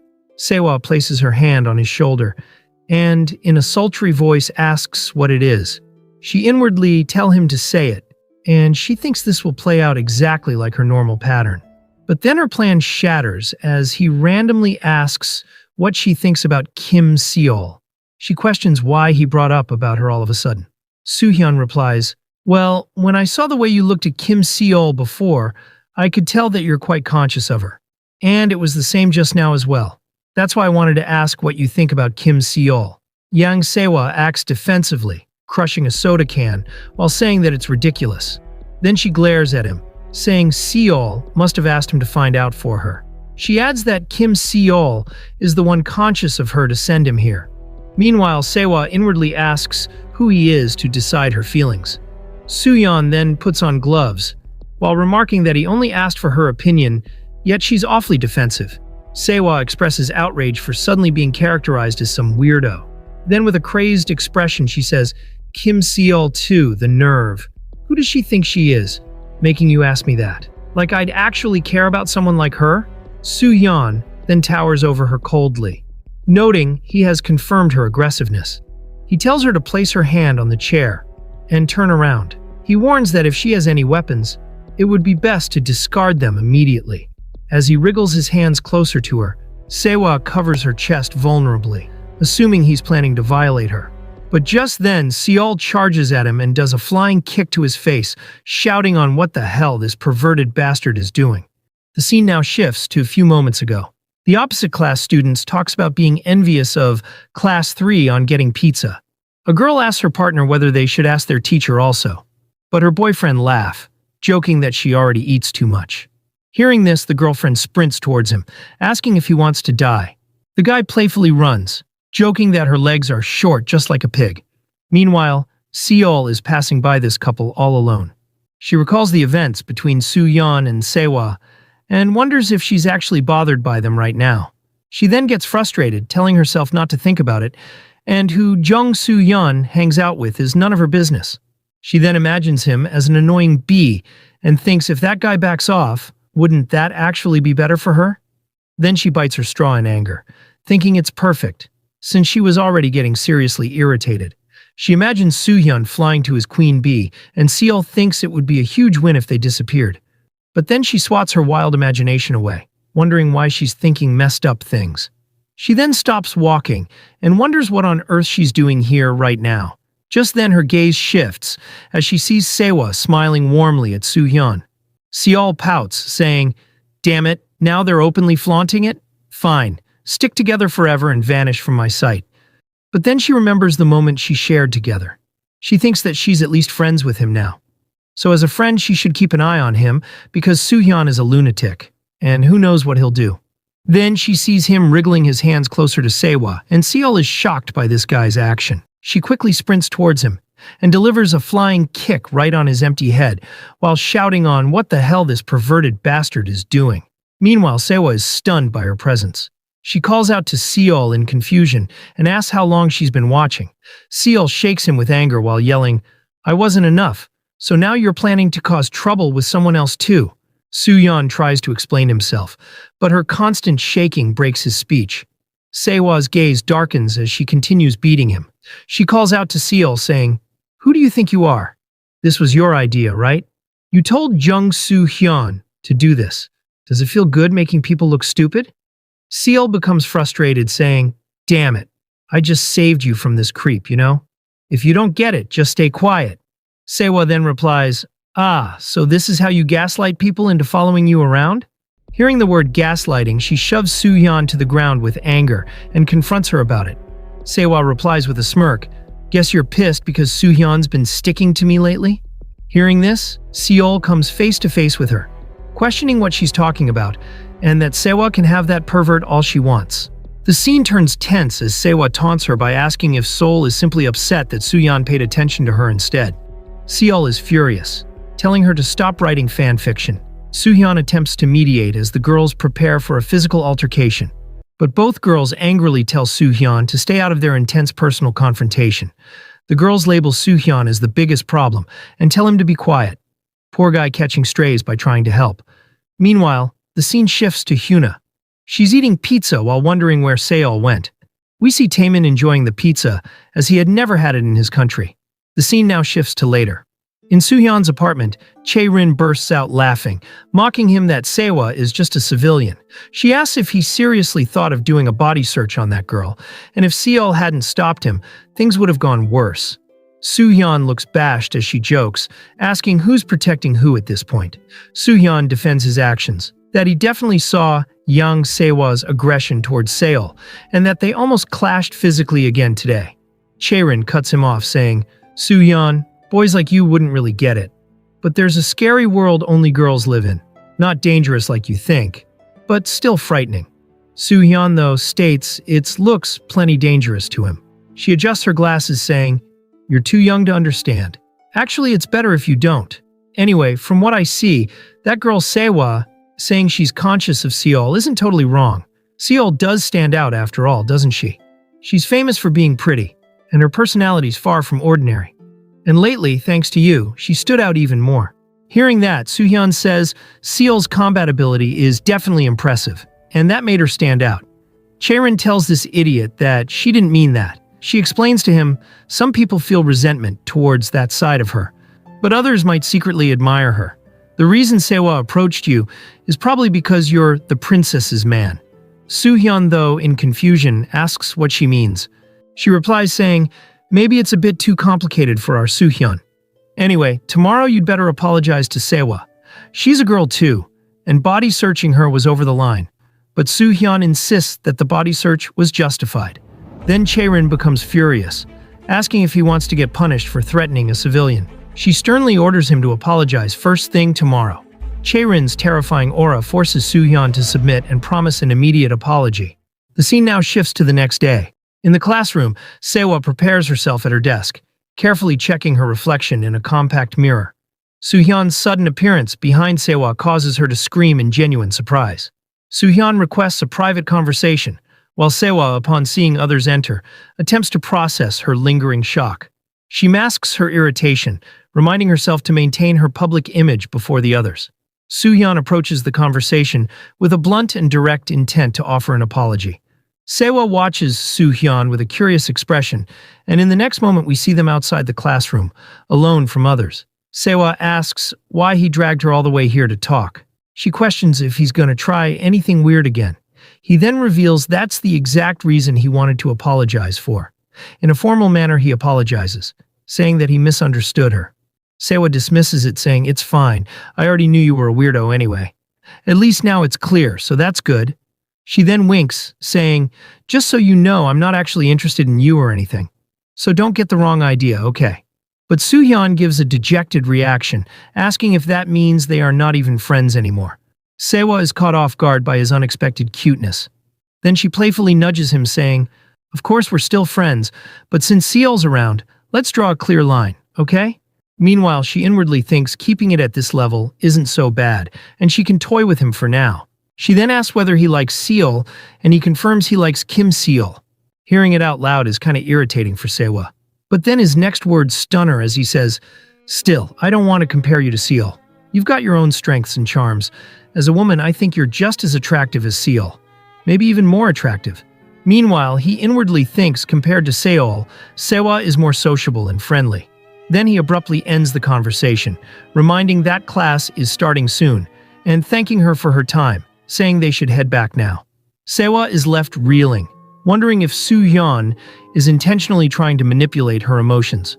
She finds Soo-hyun's psychological tactics absolutely unbelievable as she processes his confession of her being more attractive than Seol. Seiwa blushes intensely, horrified to realize she might actually enjoy Soo-hyun's bizarre attention. The scene now shifts to the next day. In Seol's apartment, we see her phone alarm buzzing. She wakes up, snatching her phone, and checks the time, lamenting that it's morning already. She then stretches her body with a loud yawn. The time she usually wakes up is 6:32. Meanwhile, in Soo-hyun's apartment, we see multiple screens spying on Seol. Soo-hyun is sweating as he's doing calisthenics early in the morning. He then lands on his feet, and it appears he wakes up at 6:34 and starts exercising.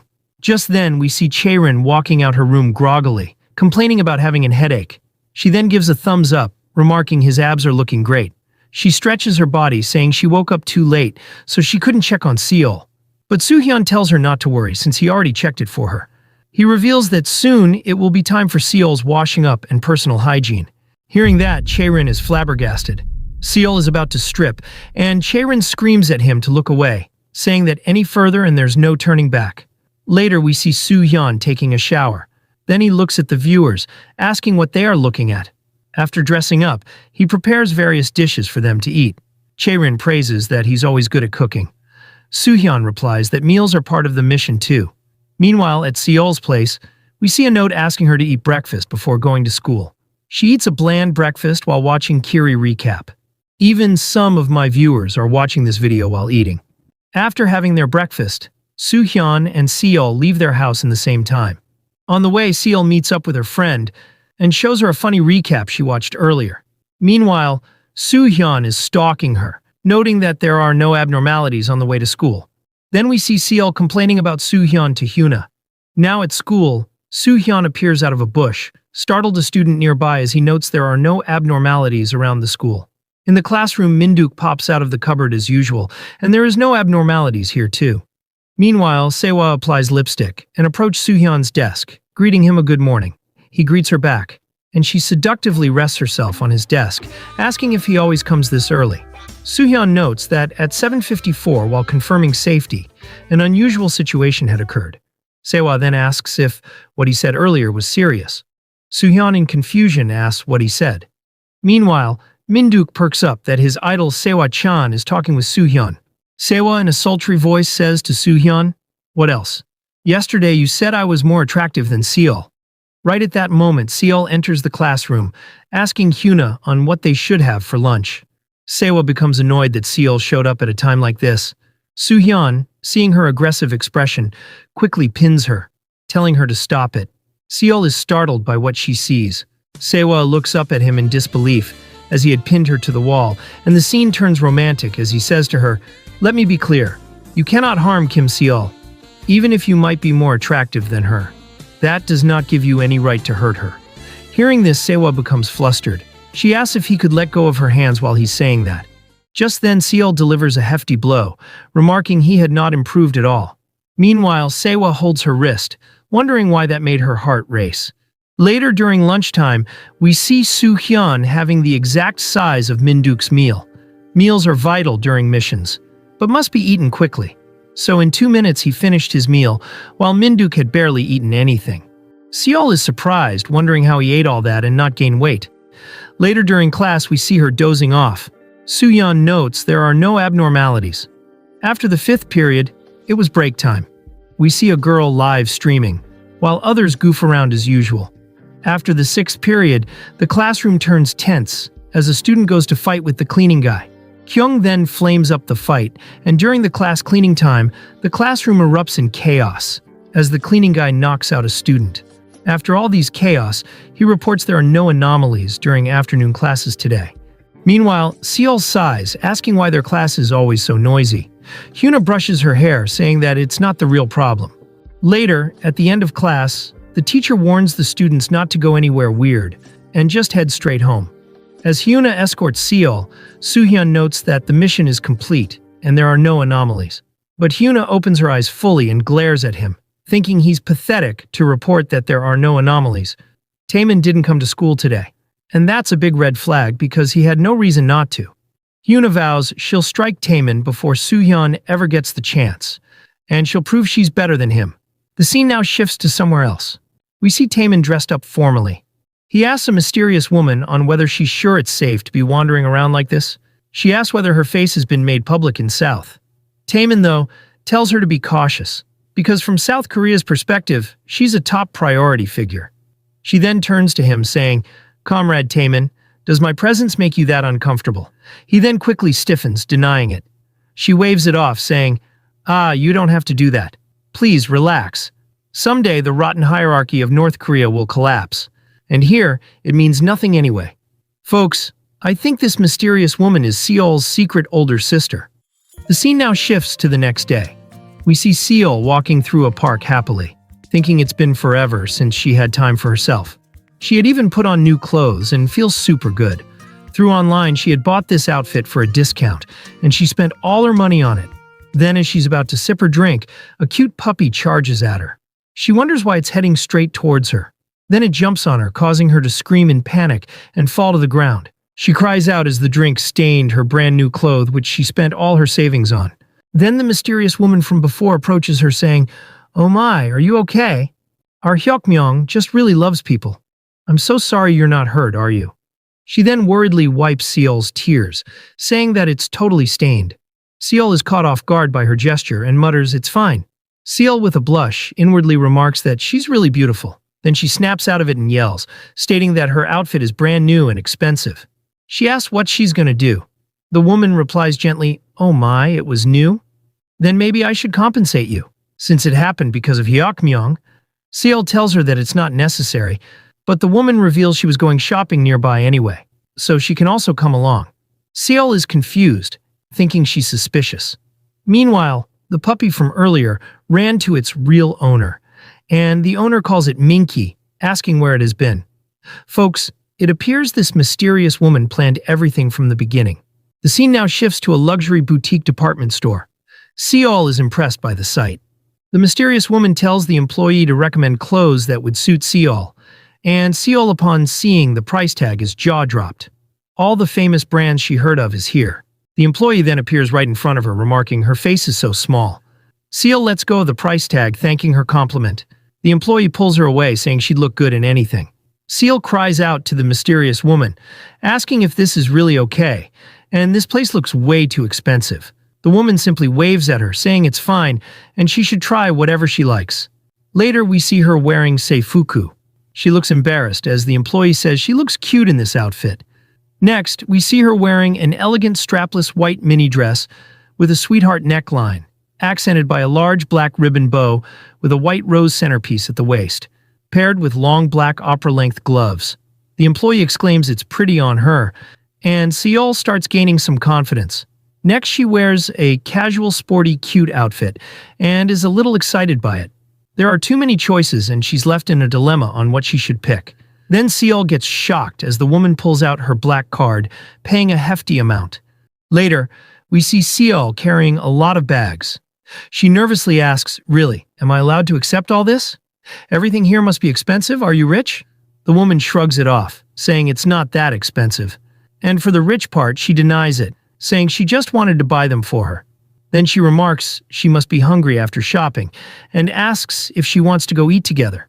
Seo feels guilty, saying she already bought her clothes and now treating her to a meal is a bit much. But right on time, her stomach growls, and the woman chuckles. In the next scene, we see various dishes. Seo tells her that she didn't need to buy expensive stuffs, but the woman remarks it's delicious and tells her to try it quickly. When she tries it, Seo is stunned, wondering what this heavenly taste is. The woman with a smirk asks if it's good. Seo affirms, "That's amazing," and it just melts in her mouth. She tells the woman also to eat, but she smiles, saying that just watching her eat makes her full. She tells Seo to eat lots and asks if she wants more. Seo does so, while getting a strange feeling. She inwardly says, "What is this?" It feels oddly burdensome, but at the same time, somehow it doesn't feel bad. Next, the woman buys her various desserts, and Seo exclaims in surprise that she's seen these only in YouTube. The woman asks if it's true, and admits she also wanted to try it. Then they both try it, and remarks, "It's delicious." Seo feels a warmth in her heart, thinking if she had a big sister, would it feel like this? The woman then randomly says to Seo, "This place is wonderful, isn't it? With money, anyone can eat delicious things like this. You're lucky to live here." Hearing this, Seo is confused and reveals she doesn't live here. The woman quickly chuckles, apologizing for saying something weird. Later, we see them seated in the park. Seo, with a smile, says to her, "Miss, thank you so much today. Clothes and desserts. It felt like a dream." The woman replies, "No, I should thank you. It's the first time I've had this much fun. I'm always dealing with boring, exhausting things, you know." Seo, in confusion, replies, "Huh, you. But you're rich and gorgeous. If I were you, life would be amazing." Then the woman's expression changes as she says, "Really? It's not that fun. Actually, I envy you." Seo, in surprise, replies, "What? Me? No way, don't be ridiculous. Just because I stand out a bit, I get unwanted attention. Lately, even a creepy stalker has been making school life a pain. I worry every day about what kind of trouble that jerk might cause." Then the woman with a smirk asks if she isn't happy living here. But Seo quickly denies it, saying, "No, it's not exactly like that. Recently, I've been having fun hanging out with friends. Even though that stalker's weird, he's not actually a bad person. Now he's just someone I can call a friend. Even if annoying things happen sometimes. These days, I kind of like my daily life. I may not be as grown up as you, but I'm living pretty happily too. Of course, being as pretty as you would be even better." The woman stays silent for a moment. Seo perks up as she stood up, saying, "Thanks. Hearing that makes me feel good. I'd love to hang out more, but unfortunately, I have to go now. Today was really fun." Seo reveals it was wonderful for her also. Then as the sun sets, the woman elegantly turns to her, saying, "The clothes. Make sure you wear them well, okay? Let's meet again, Seo." Seo bids her goodbye while thinking she's a mysterious person. Then the woman walks off, saying, "You grew up so beautifully, Seo." Seo becomes puzzled, wondering if she ever told that woman her name. The scene now shifts to nighttime. Inside Soo-hyun's apartment, he folds up Chae-rin's clothes like a house husband. Just then, Chae-rin barges in shouting, "FBI, open up!" She looks hella drunk, and Soo-hyun, being the dense guy, says to her they are not the FBI, and that they are from the National Intelligence Service. She throws her handbag away while thanking Soo-hyun for monitoring Seo in her place today. She lays on the floor and removes her heels while saying, "It's my first day off in a while, and I ended up outside drinking crappy booze, and only weirdos talk to me." It appears she had collected tons of phone numbers. Soo-hyun remarks she didn't need to return right away on her day off. She lovingly clings to him, saying, "I came to heal myself by looking at our handsome Soo-hyun." Outside, it's nothing but squid-faced lovers. Soo-hyun pushes her face away, saying she smells like alcohol. Then she gets to her desk, asking if anything happened with Seo today. Soo-hyun reveals there is no incident, and that she just spent time with a civilian during her outing. Chae-rin, being drunk, checks the replay of the video. She remarks the woman looks annoying, but she feels like she has seen that fox-like sly face somewhere. But then she froze in shock, wide-eyed and sweating, unable to process what she was seeing. She anxiously clicks the mouse repeatedly, screaming out in panic. This catches Soo-hyun's attention, and he asks what's wrong. Chae-rin calls out his name in a panicked tone, saying they are totally screwed. Meanwhile, the scene shifts to elsewhere. We see a cat walking on the rooftop, but it gets startled as Hyuna lands on the roof wearing a spy uniform. She stands straight as the moon shines on her. Finally, she had found Taemin's hideout. She stares down the building, thinking that the fact he hasn't been showing up at school means he's plotting something, so before he strikes, she'll strike him first. Then we see her going down the stairs while grumbling on why there are so many floors. She lockpicks the door, thinking that this place is shabbier than expected, and when she unlocks the door, she'll take him down in an instant. Then she opens the door and quickly points the gun. But instead of Taemin, she finds a woman who's barely clothed. She shouts at Hyuna, asking who she is. She accuses her of being a pervert and shouts at her to close the door. Hyuna quickly shuts it, apologizing for the intrusion. Then she becomes lost in thought, feeling the situation strange, because this should be the right place. She wonders whether it could be Taemin's girlfriend, but quickly shrugs that thought, thinking it's impossible. But then she freezes as Taemin from behind coldly says, "No wonder you seem tougher than average. So you weren't just guarding the princess, huh?" Hyuna then quickly turns to shoot him, but Taemin strikes her arm, disarming and paralyzing it, while remarking she's too slow. He then swiftly grabs her remaining hand and pins her to the ground. Hyuna starts to panic by the unexpected outcome. Her hand trembles as Taemin coldly says, "Looks like I have been underestimated all this time. Did you really think you could handle me alone?" Then the mysterious woman opens the door, asking Taemin, "Isn't that a bit too rough towards a female comrade?"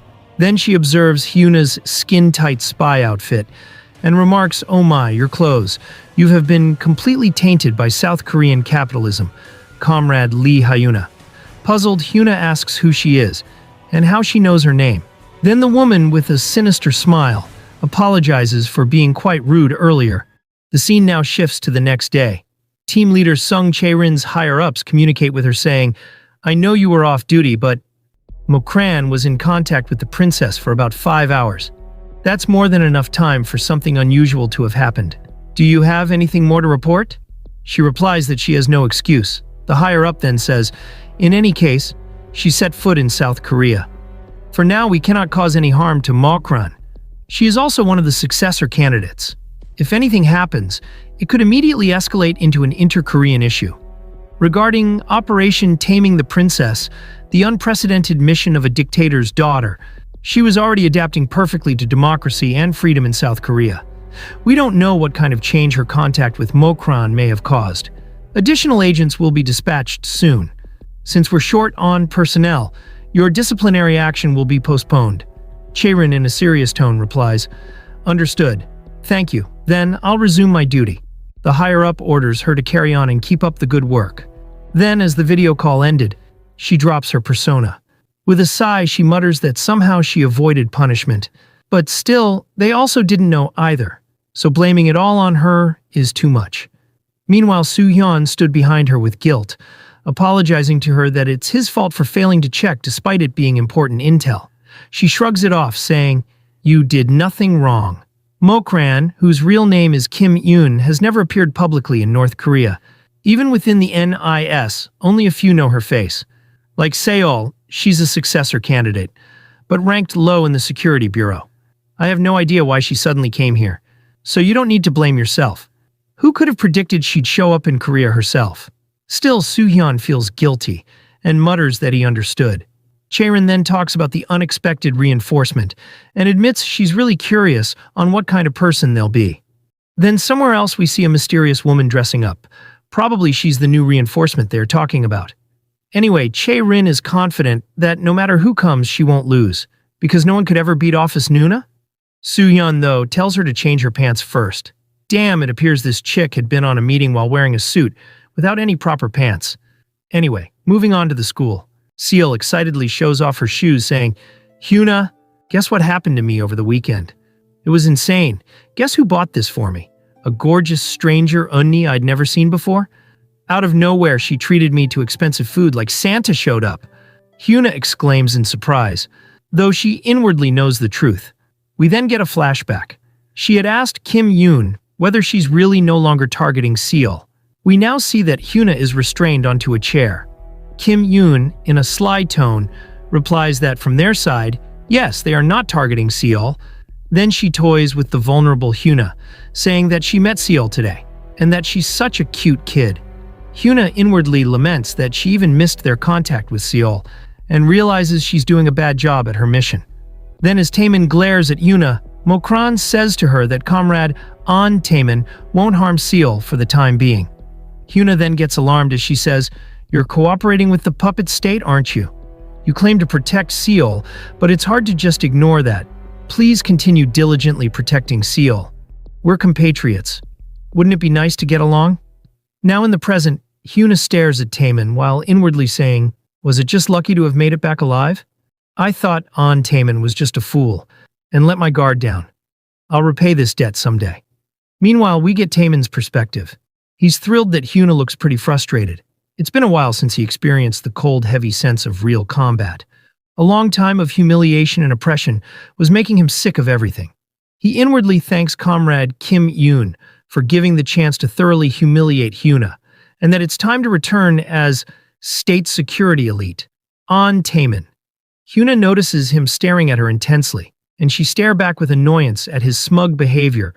Meanwhile, Seol notices the strange tension between the two. Through the earpiece, Chaerin asks Soo-hyun on whether Seol is showing any unusual behavior, since she yesterday came in contact with Mokran. Soo-hyun says no, and that she's the same as always. Chaerin sighs of relief, that it seems she hasn't heard anything about the North. She goes to tell Soo-hyun about the new agent, coming as reinforcement. But at that moment, the teacher orders everyone to quiet down. He reveals that they got a transfer student today and jokes on why only their class keeps getting them all. It's like they are a transfer student hotspot, not a class. The boys begin to blush, and Min-duk exclaims about the new student having traditional kawaii visuals. She looks just like his favorite Moroshi-chan. Meanwhile, Seol is intrigued that she's super cute. The pink-haired girl then greets everyone, saying that her name is Soo Seon-hwa. The class erupts that even her name is pretty. But Soo-hyun's expression is different from others. It's as if his childhood trauma had appeared just to ruin his adulthood.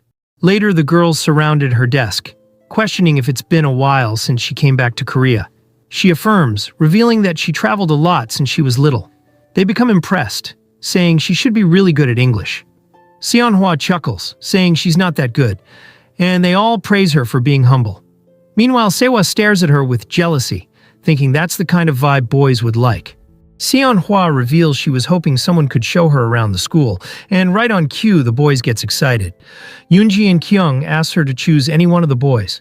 Seon-hwa chuckles innocently, and then declares that she'll choose the boy sitting over there. And Soo-hyun's eyes widen that she's pointing at him. Kyung says she got good taste, but Yoonji reveals that the boy already belongs to someone. Seon-hwa becomes curious, and the girls jokes that someone is a very picky person. Hearing the slander, Seol stood up furiously, telling them to shut up, and in embarrassment questions what are they even saying. Seon-hwa though stares at Soo-hyun and insists that she still wants to ask him. The girls quickly pull Soo-hyun towards Seon-hwa, saying it's done, and that the popular guy Soo-hyun should take care of Seon-hwa and the responsibilities for what happens next. These gremlins are trying to create a cheating scandal, so they could have a new topic to gossip all day. Seon-hwa innocently greets Soo-hyun. Meanwhile, Seol stares dumbfounded, that this new chick doesn't know what kind of a guy Soo-hyun is. Seol thinks he might do some inappropriate stuff again, and that she's worried, so she decides to follow him just in case. After all, she's his friend. The scene now shifts to outside. Seon-hwa looks around, exclaiming that this school is way bigger than she thought. She then asks if his name is Soo-hyun, and that it sounds cool.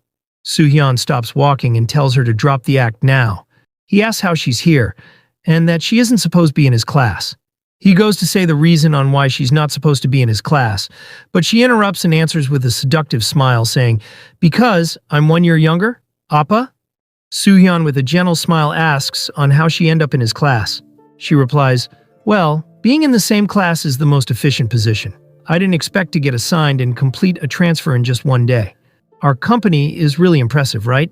Soo-hyun then goes to apologize for his incompetence, which forced her into the field, but then he gets surprised as she silenced him with her finger while saying, "That's not something I want to hear. I'm actually happy. I get to see you again, Appa." Soo-hyun then, with a gentle smile, goes to pat her, saying, "I'm glad to see you too. I'm relieved you look healthy, Seon-hwa." Upon physical contact, she gets flustered, and in the next moment she hugs him lovingly, calling him Appa. Then she hugs him tighter, causing him to bend in extreme pain. Seonhwa is lost in her love, muttering that she promised herself she wouldn't make it obvious when she came here. But if he say things like that, how is she supposed to hold back? She says she loves the fact that she can call him Soo-hyun since they are at school.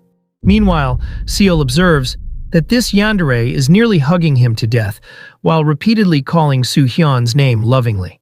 Seo runs towards them shouting, "What are you doing? Can't you see his condition? You're crushing him. Let go already." Seonhwa then stops what she was doing, saying she didn't realize, and asks what she should do. Seo holds her head, realizing Seonhwa is just as crazy as Soo-hyun. Seonhwa, in a loving tone, mutters, "Oh, my Soo-hyun was always frail, wasn't he? I almost forgot." Hearing this, Seo freezes, wondering if they know each other, and whether she called him Appa earlier, or was she imagining it? Seonhwa then holds out her hand to Seol, apologizing for not greeting her properly early. Seol looks down at her hand, wondering if it's okay for a handshake. She feels like something big is about to happen.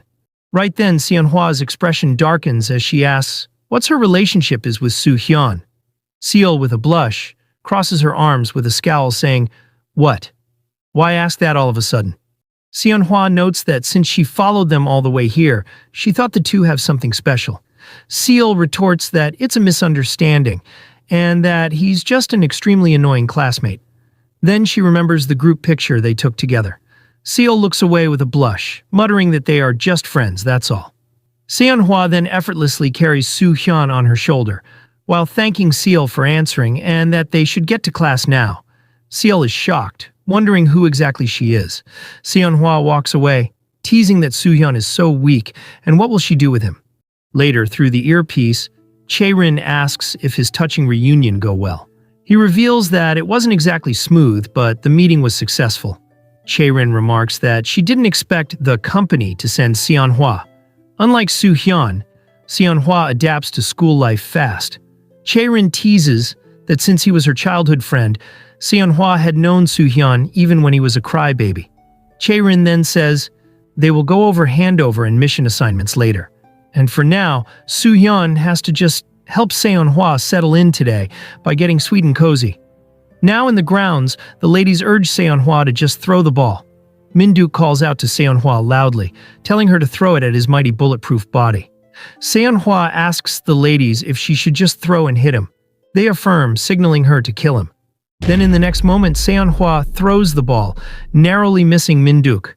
Everyone are stunned by the speed, and Seonhwa acts innocent, saying she missed. Meanwhile, poor Min-duk is heartbroken that his Moroshi-chan tried to kill him, and that throw was an 81mm motor round. Seol then points out to Hyuna about Seonhwa's inhumane strength. Hyuna remains silent, already knowing that Seonhwa is a puppet state agent. Meanwhile, Chae-rin tells Soo-hyun that Hyuna was briefed about Seonhwa as well. Then she gets a call from HQ, so she tells him to push through the rest of the day and ends the call. He understood, and in the background the student panic that the ball is heading right at Soo-hyun. They all warn him, but it was too late. Bro got knocked out by a motor round. Seonhwa innocently runs towards him, saying she thought he would dodge for sure. They tell him to wake up, but he's out cold. So they decide that they have to take him to the infirmary. But Seonhwa carries him on her back and runs towards the infirmary, surprising everyone that she lifted him up and ran in one go. Seol stares at the scene as the others wonder if Seonhwa is an athlete. Later in the infirmary, Soo-hyun begins to stir up, confused on whether he wasn't on the field. He scolded himself for showing incompetence by losing consciousness in a mission. But when he fully woke up, his eyes widen as he sees Seonhwa about to kiss him. He calls her name in confusion, and she starts to become hella embarrassed that she got caught. She punches the poor guy, asking why he's suddenly staring at her. Upon hearing the chaos, the doctor quickly checks the scene, and we see Seonhwa lost in love, muttering she doesn't care anymore and wants Soo-hyun all for herself. Later, the scene shifts to Chae-rin. After ending her meeting, she sighs, saying, "At this rate, I'm going to end up a teenage professional. Maybe I should go on one of those parenting shows." Just then, Soo-hyun enters the house, calling her team leader. She welcomes him, saying he did good work. But then, she's shocked as Soo-hyun is in a bad state. She asks what happened to him, and he replies, "Well, a lot happened. Actually, nothing happened." Chae-rin questions what kind of nonsense that is and whether someone attacked him or something. Just then, Manhwa enters their house, carrying all her stuff, excitedly asking if this is the place. She greets the team leader that it's been a long time, and asks how she's been. She compliments that the team leader is as beautiful as ever. Chaerin smiles that Manhwa's strength hasn't changed either. Soo-hyun then questions the team leader on what's going on. She reveals that due to budget issues, Manhwa will be staying here as well. She apologizes for the inconvenience, but Manhwa nudged Soo-hyun, telling Chaerin that she's super happy to stay with both of them. Manhwa cheekily says to Soo-hyun, "From now on, please take care of me, Sunbanam." Chaerin laughs that she's really bright and cheerful. Meanwhile, our boy looks horrified. Later in the bathroom, Manhwa takes a shower. In the living room, Soo-hyun says he knows they are short on budget, but asks, "Does this make any sense?" Chaerin replies, "You can see from the situation, Soo-hyun. Manhwa is young and a girl too. It will be uncomfortable for you, but you'll have to look after her." Then she winks, saying, "Well, since nothing happened even when living with a super beauty like me, you should be fine." Soo-hyun then says he actually had something to tell her, but right at that moment, Manhwa steps out of the bathroom, wearing only the towel, while asking Chaerin on where the cleansing foam is. Then, with a blush, she shyly apologized that she forgot Appa was here too. Our boy becomes fed up as Chaerin teases that anyone would think Soo-hyun is living in a manga due to having a gorgeous Nuna and a cute girl. The scene now shifts to nighttime. Chaerin is fast asleep, probably having some naughty dreams. Soo-hyun also seems to be asleep. Just then, a shadowy figure can be seen. It's none other than Manhwa, wearing a cute bear pajama. She whispers, calling him Appa and asking if he's asleep. He doesn't respond, so she thinks he's sleeping soundly, and it must have been a tiring day for this poor thing. But folks, we can see him sweating, indicating he's not asleep. Manhwa's eyes glows as she's in her yandere arc. The next morning, Chaerin wakes up lazily, scratching her nasty belly while asking if the others are awake. Then she screams in shock as Manhwa is sleeping soundly on top of Soo-hyun. Bro didn't get a wink of sleep. Soo-hyun tries to explain to the team leader about this situation, but she understands what's going on, saying it's fine. Later, Chaerin is seated on the couch, lecturing, saying, "Manhwa, I know you really like Soo-hyun a lot, and it's not really my place to interfere with young love, but living here is still part of an operation, you know? Acting like that would cause serious problems, you understand, right?" Manhwa, though, pouts that when they were kids, they always slept like this. Chaerin then stops playing around and becomes serious, asking if she wants to get disciplined on her first day. Manhwa quickly shimmer down, crying and apologizing. Seeing this, Soo-hyun is impressed by the team leader. Chaerin sits back on the couch, saying it was fine when they were kids, but now both of them are grown-ups. She goes to say about her school days, but the two don't care, and Manhwa cheekily gestures to Soo-hyun that Chaerin said she's also a grown-up now. Chaerin then says, even if Soo-hyun is a block of wood who shows no interest in girls, stubborn as a wall, maybe even defective, it's still not allowed. Bro feels offended and asks what exactly she's implying. Anyway, Soo-hyun checks the cameras and interrupts the team leader, saying she should see this. We then see multiple shady fellows exiting a vehicle, ready to kidnap or assassinate Seol. Seeing this, Chaerin tells Manhwa that she has gotten a chance to redeem herself. Manhwa becomes serious, her cute persona gone, as she's taking the mission serious. Now, outside Seol's house, we see the thug getting slammed onto the ground. Soo-hyun reports to Chaerin that he restrained everyone in Sector B. Chaerin asks, "How's Manhwa doing?" and that reinforcement are on the way. Then we see her taking them down brutally, while lifting one of them into the air, intending on not showing mercy. Soo-hyun interrupts her, saying she shouldn't kill them. She lets go of the bad guy and acts all cute. He asks if she's injured, and she denies it. Right then, reinforcement arrive and take away the traumatized fellows. Soo-hyun holds her bruised hand, saying he knows she's skilled, but subduing them barehanded can get her hurt. She starts to get hella wet by this physical contact and goes for an hug, teasing that if he is saying like that, she really can't hold back. But this time our boy dodged her advance. He says he won't fall for that twice. Upon hearing this, Manhwa's expression darkens. Then she goes for another try, catching him off guard and slamming him on the ground. She straddles on top of him while seductively saying, "Appa, have you ever beaten me since we were kids? Just surrender quietly and let me hold you, okay?" Just then Seol noticed this naughty scene, and with a blush she shouts, asking what these weirdos are doing in front of her house. The scene now shifts to Taemin's apartment unit. Inside the bathroom, we see him standing still as the water showers on him. But then we get to see his real expression.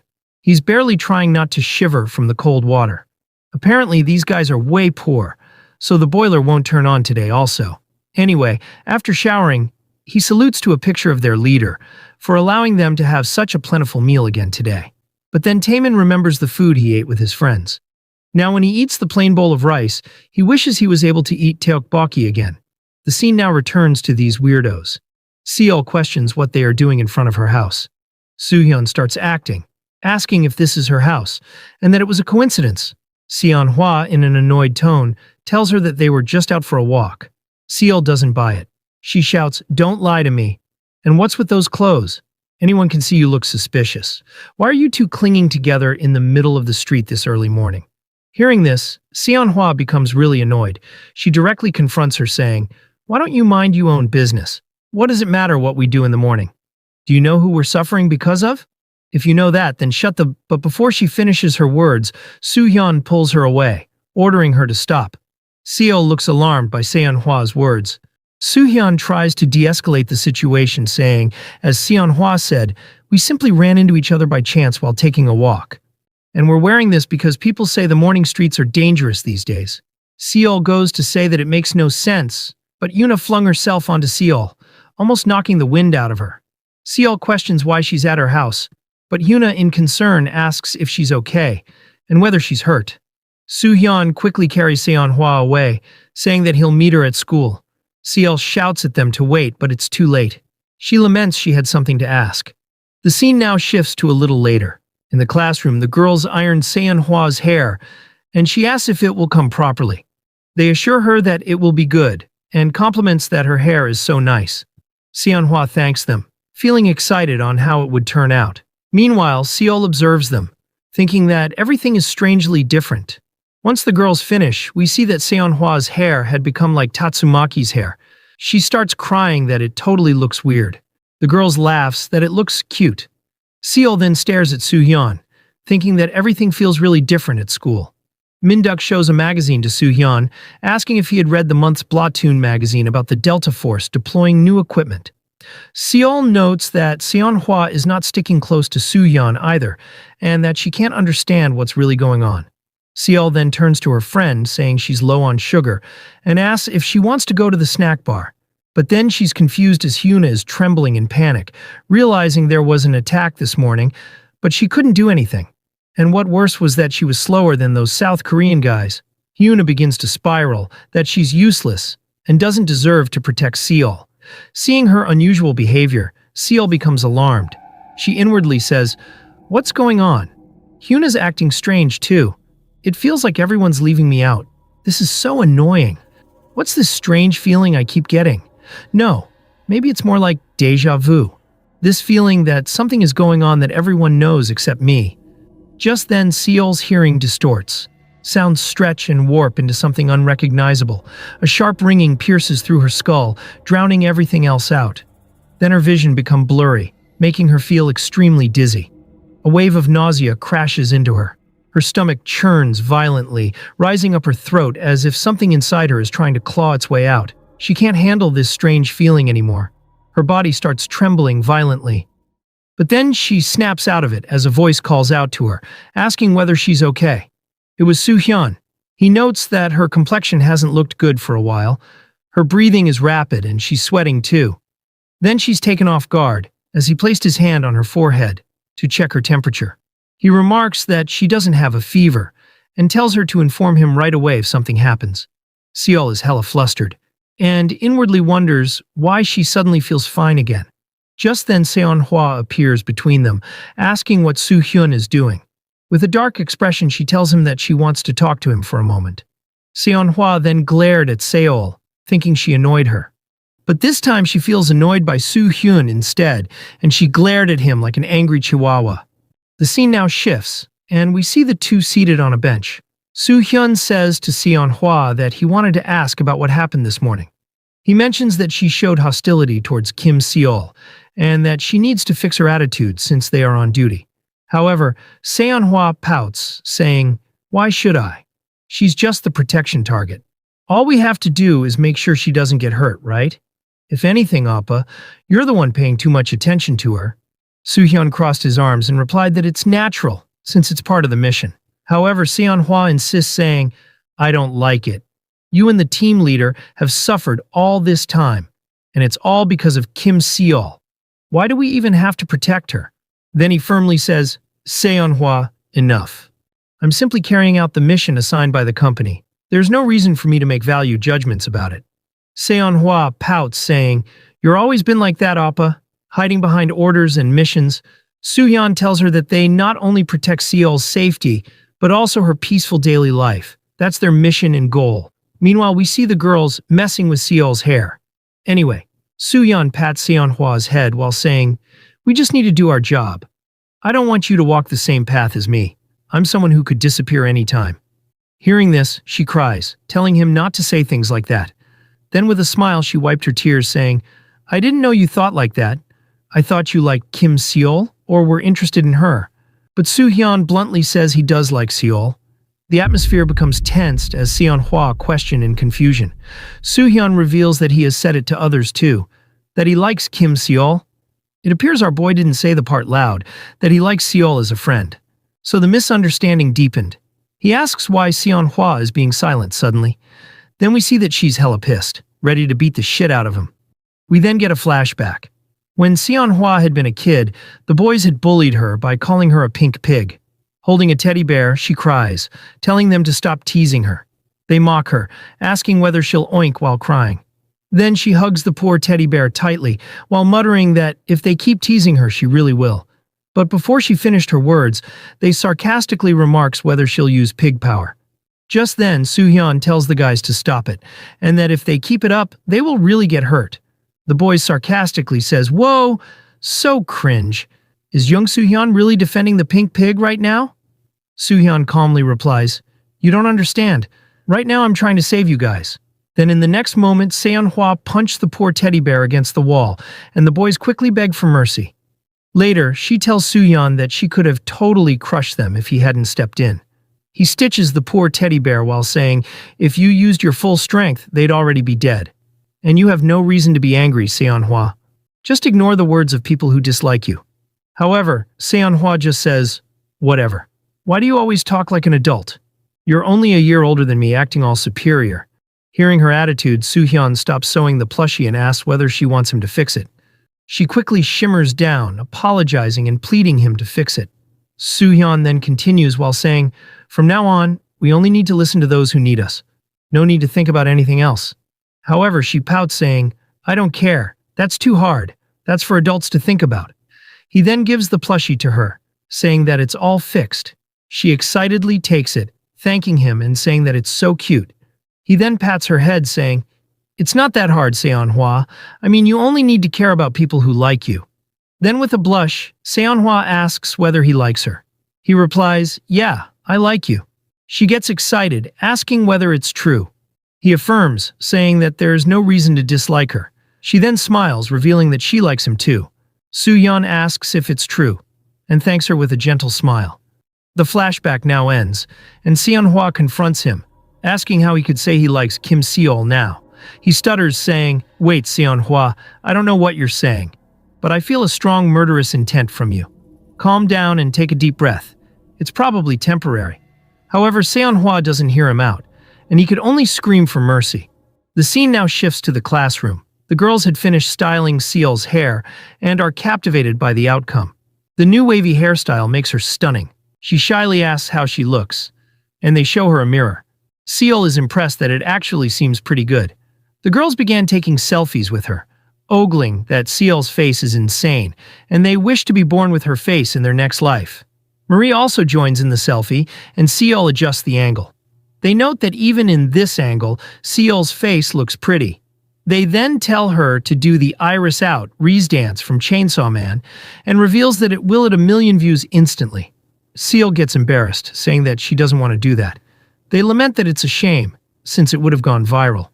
Meanwhile, Sewa becomes jealous by the attention Seol is receiving. She wonders whether she should add more waves to her hair tomorrow. Just then, Minduk turns to Seol and remarks that she looks like a 2D cute character. The girls then sent the images in the chat and remarks that it came out so well. Seol checked the images with a smile, while inwardly saying, "This isn't so bad, actually. I thought school was only full of uncomfortable things. Guess it's not all bad. School isn't such a terrible place after all."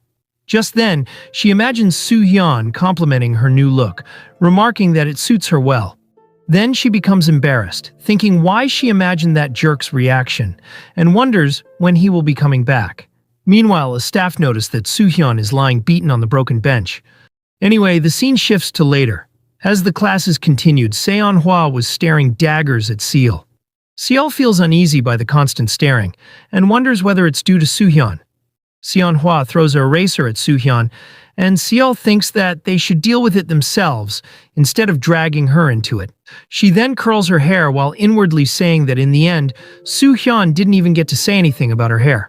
She recalls the moments between Seonhwa and Soo-hyun and concludes that they both must have known each other for a long time.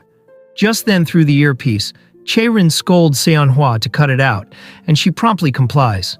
Seol stares at Seonhwa while inwardly saying, "Does she know more about Soo-hyun than I do? Come to think of it, what do I even know about him? Where he lives? What middle school he went to? I don't know anything. But why do I keep thinking about Soo-hyun so much today? He really has a talent for being irritating." Later, the scene shifts to Soo-hyun's apartment.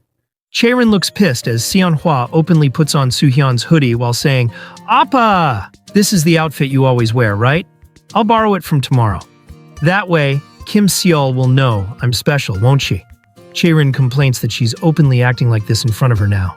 Seonhwa stutters that this won't interfere with the mission, but Chaerin scolds her, asking whether flirting during a sacred mission doesn't interfere. Seonhwa quickly gets close to Soo-hyun, remarking that the team leader doesn't understand the beauty of love. Chaerin becomes fed up and shouts, "Shut up, you brat! Do you really want to die?"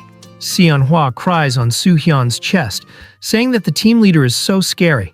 Just then, a beeping sound can be heard, and Chaerin is annoyed on receiving an emergency call at this time. As she checked for the reason, she muttered aloud that the time has come already. She orders the two to look after Seol more closely now. Meanwhile, the scene shifted to Seol's apartment. Inside, she stays still as she reads a note from her parents, saying that they will be away for a long while again. So just like before, she should stay at Hyuna's place until they are back. Seol then recalls her past. She remembered a particular day. As she was walking home without any problem, a stranger called out her name. As she looked up at him, she felt terrified. Even now, she still remembers the feeling vividly. That day, suddenly everything went dark. Her memory was cut off. And when she opened her eyes again, she was already inside her house. Hyuna had been beside her. Later, when she told her parents about the incident, they shrugged it off, saying, "It feels like you just had a dream. There was no one like that around you. You just fainted for a moment on the street." But for Seol, that cold figure was too unfamiliar. And that's when it all began. Without any warning, her parents started disappearing. It's the same as now. The scene then shifted to Soo-hyun's apartment. Chaerin explains, saying, "The parents living in Seol's house are people sent from the north with her. That means they have no blood relation with Seol at all. You know, Seol is the illegitimate child of number one, right? Her biological mother sent her to South Korea thinking it was safer. From number one's perspective, Seol was an unwanted child, so her biological mother thought that place wasn't safe. So the parents only served to make Seol perceive herself as a normal South Korean student. They weren't obligated to protect or care for her. They are only playing the role of parents. If political circumstances in the north made them feel threatened, they would just hide. Whether it's because of the recent attack attempt or some directive, I don't know for sure." Seonhwa then, with a dark expression, questioned, saying, "What kind of parents are those? Wouldn't it be better if they didn't exist at all? And what kind of person is her biological mother? Didn't they even think about the child being abandoned so irresponsibly?" Chaerin explains, she probably thought it was better than Seol dying pointlessly in the north. In a place where they purge family and relatives for power struggles, the parents didn't see love as their duty. They thought attaching affection would only cause pain later, so they neglected Seol. Seol's happiness didn't matter to them. Hearing all this, Seonhwa mutters that they are trash for treating people like objects. Chaerin then ends the explanation, saying that when the parents disappear, Hyuna's side protects Seol until they return. So no need to worry too much. The scene now shifts to Hyuna's house. She's surprised to see Seol. Hyuna noticed the luggage and asks, is it the same this time also? Seol affirms, saying that she had been abandoned again.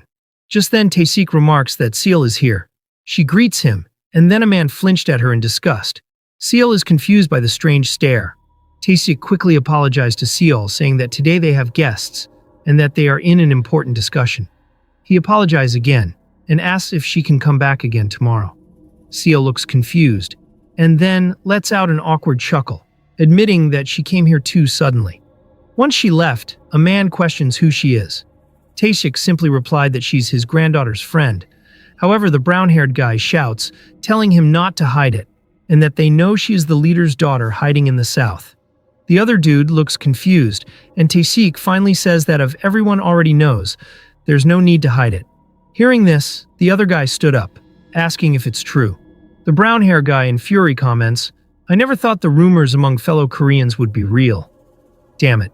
That descendant of the Baekdu bloodline, does it even make sense that she's living and breathing so comfortably like that? Even chewing her bones wouldn't be enough. Taesik then tells him to stop it. That girl has grown up here knowing nothing, so there's no need for her to suffer hatred she doesn't understand.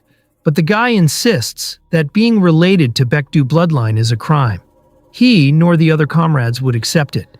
They all dislike the leader's daughter living here so casually.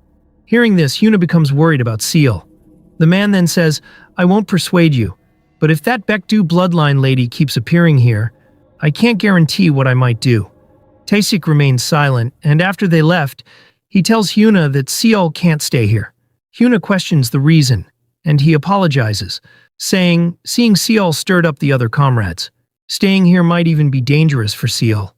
Hyuna becomes furious that she can't forgive people for threatening Seol. Taesik tells her to stop it, and that the chain of hatred is what they must avoid. Hyuna then points out that Seol is all alone, so she should go stay with her. But Taesik warns her that if the fellow comrades find out, they'll get even more shaken, and that creating new threats isn't good. Hyuna questions what she's supposed to do, since Seol is all alone in that house exposed to danger. He calmly tells her not to worry about that, and reveals that help has already been requested. Meanwhile, the scene shifted to Soo-hyun. Chaerin asks whether this is all right. Soo-hyun confidently tells her that he'll go. The scene now cuts to Seol. She's scrolling through her phone late at night, while wondering why they looked at her like that. That feeling was similar to before. A terrifying feeling. She wonders whether Hyuna and the grandpa knows something she doesn't know. Just then, she hears a doorbell and jolts up in shock. She becomes terrified, wondering who it is at this hour. If it was her mom and dad, they wouldn't ring the bell. She walks towards the door while holding a blanket in fear, wondering who it might be. She then peeked through the peephole, and it was Soo-hyun calling out her name, asking if she can open the door. She's stunned, wondering what this weirdo is doing here. The scene now shifted to 2 hours earlier. Chaerin was on a call with Taesik and agreed to handle it on her end.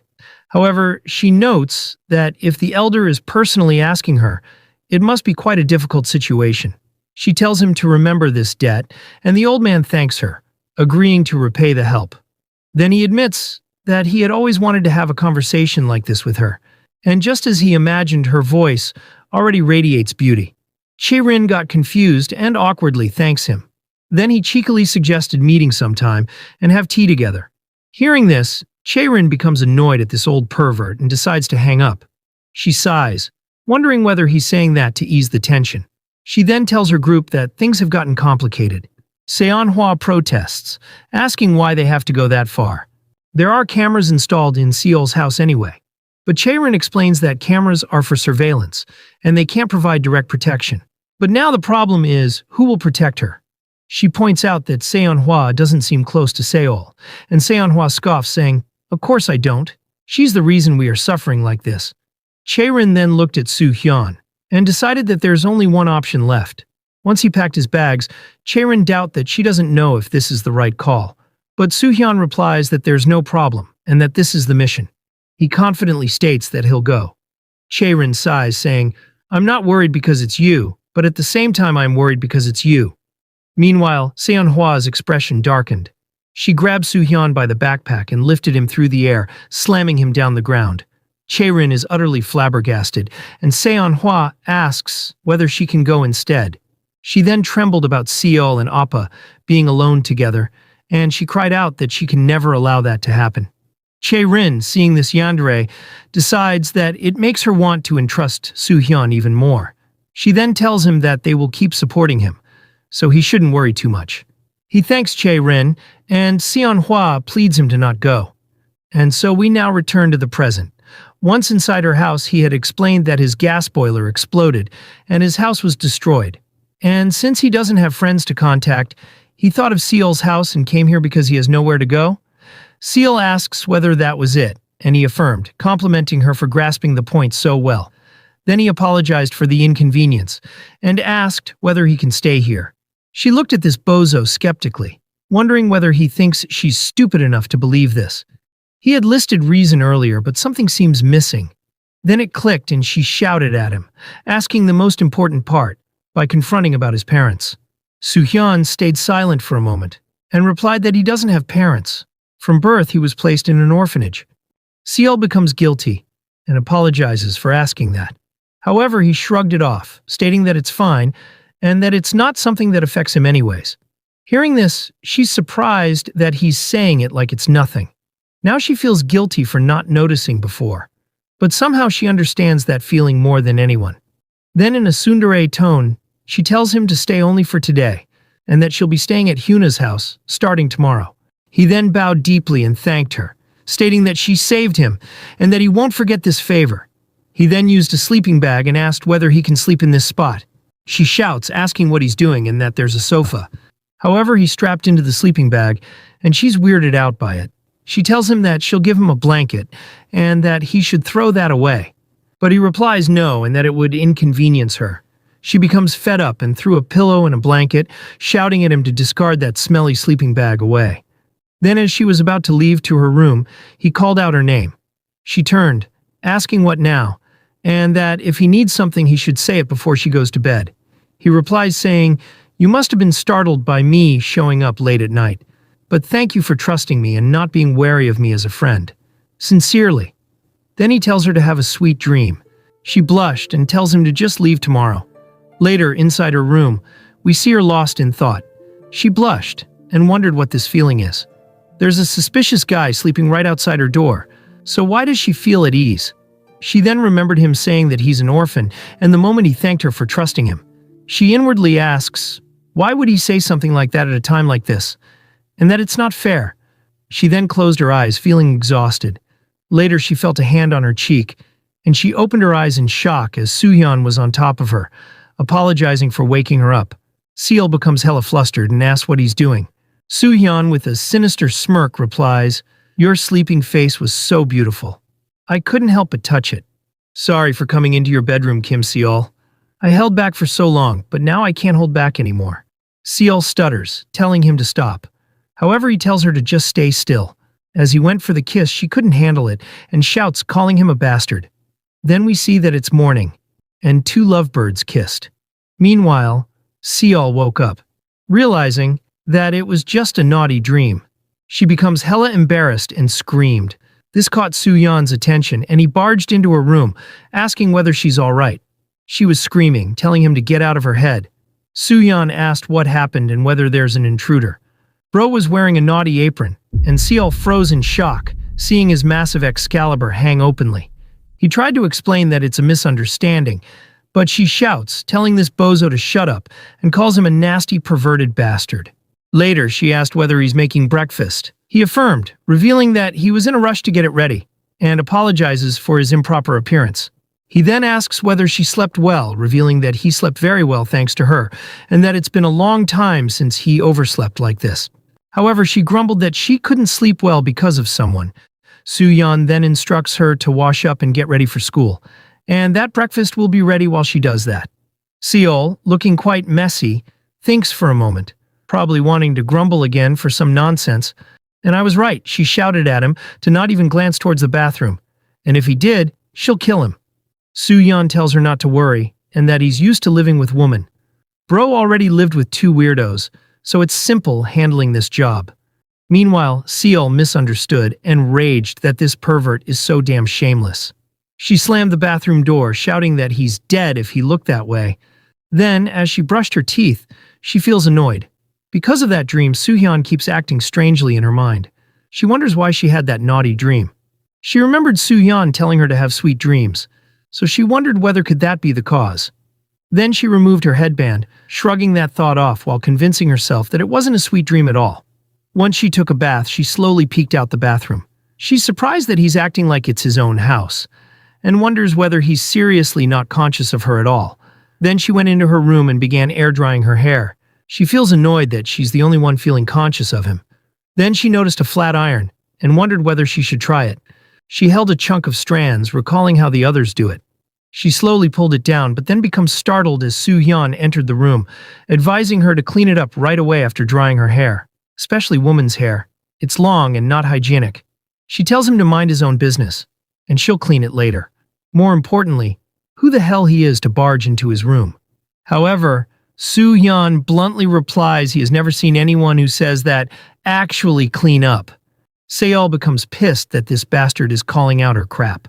She imagines him as her husband, pleading her that she said she'll clean it yesterday. However, she replies, "Oh, yesterday's me. Today's me isn't in the mood."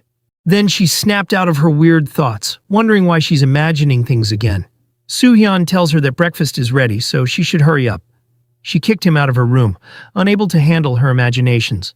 Later, she came to the dining table, surprised to see various dishes. She asked whether he made it all by himself, and he affirmed. He revealed that the ingredients were limited, so he hopes it suits her taste. It appears in the end her straightener broke, so she tied her hair up. Then she questioned whether he's some master chef. Soohyun tells her that he owes her a great debt, so this much is natural. She blushed, and then took a bite using her chopsticks. She's surprised that it's actually delicious. He asks how it is, and she replies that she really doesn't want to admit it, but it's tasty. Hearing this, Soohyun smiled, saying, "Is that so? I'm glad it suits your taste, Kim Seol." She noticed his smile and feels all tingly, since it's been a while she ate breakfast with someone at home. Then she tells him that he should leave later than her, and he asks, is that really necessary? Meanwhile, Seonhwa was observing them through the TV. She cries, saying, "I wanted to eat Appa's warm meal too, but he cooked for Kim Seol instead. How could he do that?" Chaerin orders her to eat quickly and get ready for school, and that Soohyun is counting on her for the recon mission.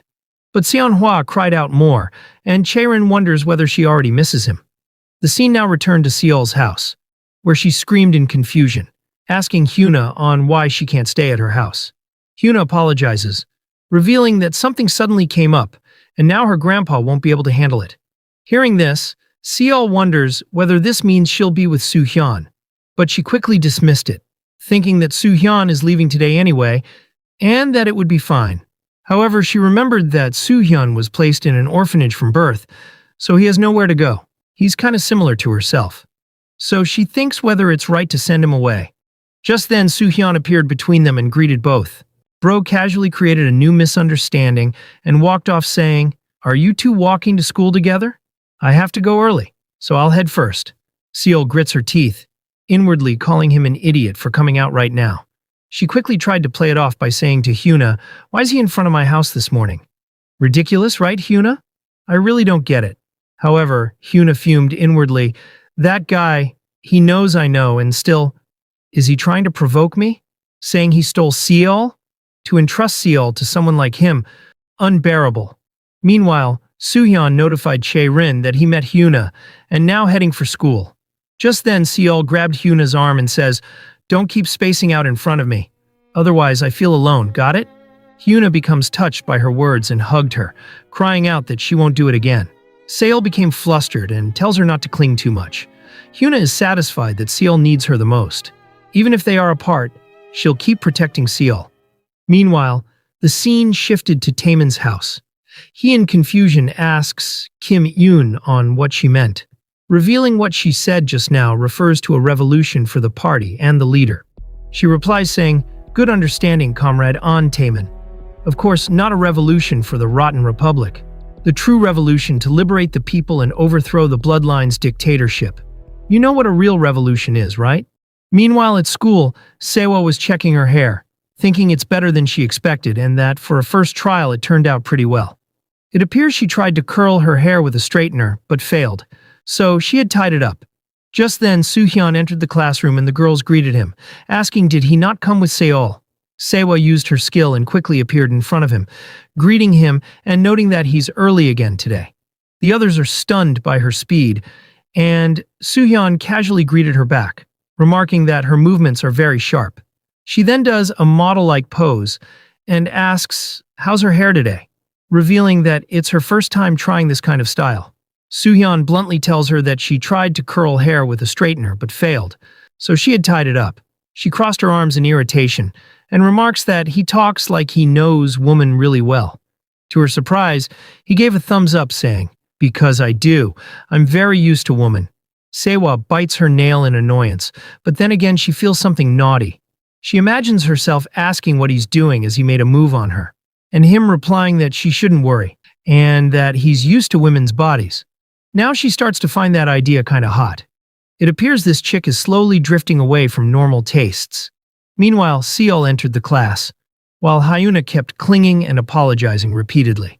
Just then, Seol's eye widened as she noticed Sewa and Soo-hyun speaking together. She pouts, thinking they are pretty close now. However, she imagined herself with Soo-hyun and remembered that he lives with her now, so she's the one actually closer to him. Then she slapped her own face, scolding herself for thinking such naughty nonsense. Hyuna cried out in panic as Seol was acting crazy. Meanwhile, Taemin was seated in the classroom, lost in thought. We get a flashback where Kim Yoon said to him, "Comrade On Taemin, while living here to complete the revolution, haven't you felt something?" Every morning, unable to turn on hot water, facing a meager meal while saluting toward the north, what were you thinking? After forgetting about the revolution for a moment and spending joyful time with peers, what thoughts came then? Taemin stayed silent, so she continued saying, "As a soldier of North Korea, where people's eyes and ears are blocked and dictatorship continues under the bloodline, were you proud, On Taemin?" However, he replies that he doesn't understand what exactly she means. So she asks him whether his family in the north not know either. This caught his attention, and asks what she means by that. She replies saying, "Training until you coughed blood to become a state security agent. Coming alone to South Korea to assassinate Seol? Wasn't all of that for your family in the north? Are they living the happy life you hoped for now?" Taemin remained silent, unable to answer it. Then she stood up saying, "I think you're an excellent soldier. That's why I'm saying these subversive words to you. Comrade On Taemin, you're also my subordinate. I want to look out for you. You understand?" Now in the present, he inwardly reflects. "Until now, I have never had subversive thoughts against the party or leader. But maybe this place has weakened me. I'm wavering because of what Kim Yoon said. No, maybe I was weak all along. What should I do from now on?" The scene now shifted to later. After school, Seol was walking alone with Soo-hyun, while grumbling that Hyuna suddenly left saying she had an errand. Seol then questions why this bozo is following her now. He goes to say that it's because he lives in her house, but she quickly shut his mouth, scolding him to stay quiet, stating that others might hear. Just then, their attention shifted as a woman called out to Seol, remarking that it's fancy running into her again. It was Kim Eun. She comments that it's a coincidence and asks how she has been, noting that she looks healthy. Seol affirmed and asks what brings her here. Kim Yoon, with a sly chuckle, replies that she's just passing by. Meanwhile, Soo-hyun's face stricken with horror. Kim Yoon casually waved at him, asking whether he's her boyfriend and that they look good together. Seol feels embarrassed and replies, "No," and that he's just a classmate. However, Soo-hyun quickly steps forward and instructs her to step aside. In a firm tone, he says to Kim Yoon that he does not know her intentions, but he won't allow her to harm Kim Seol.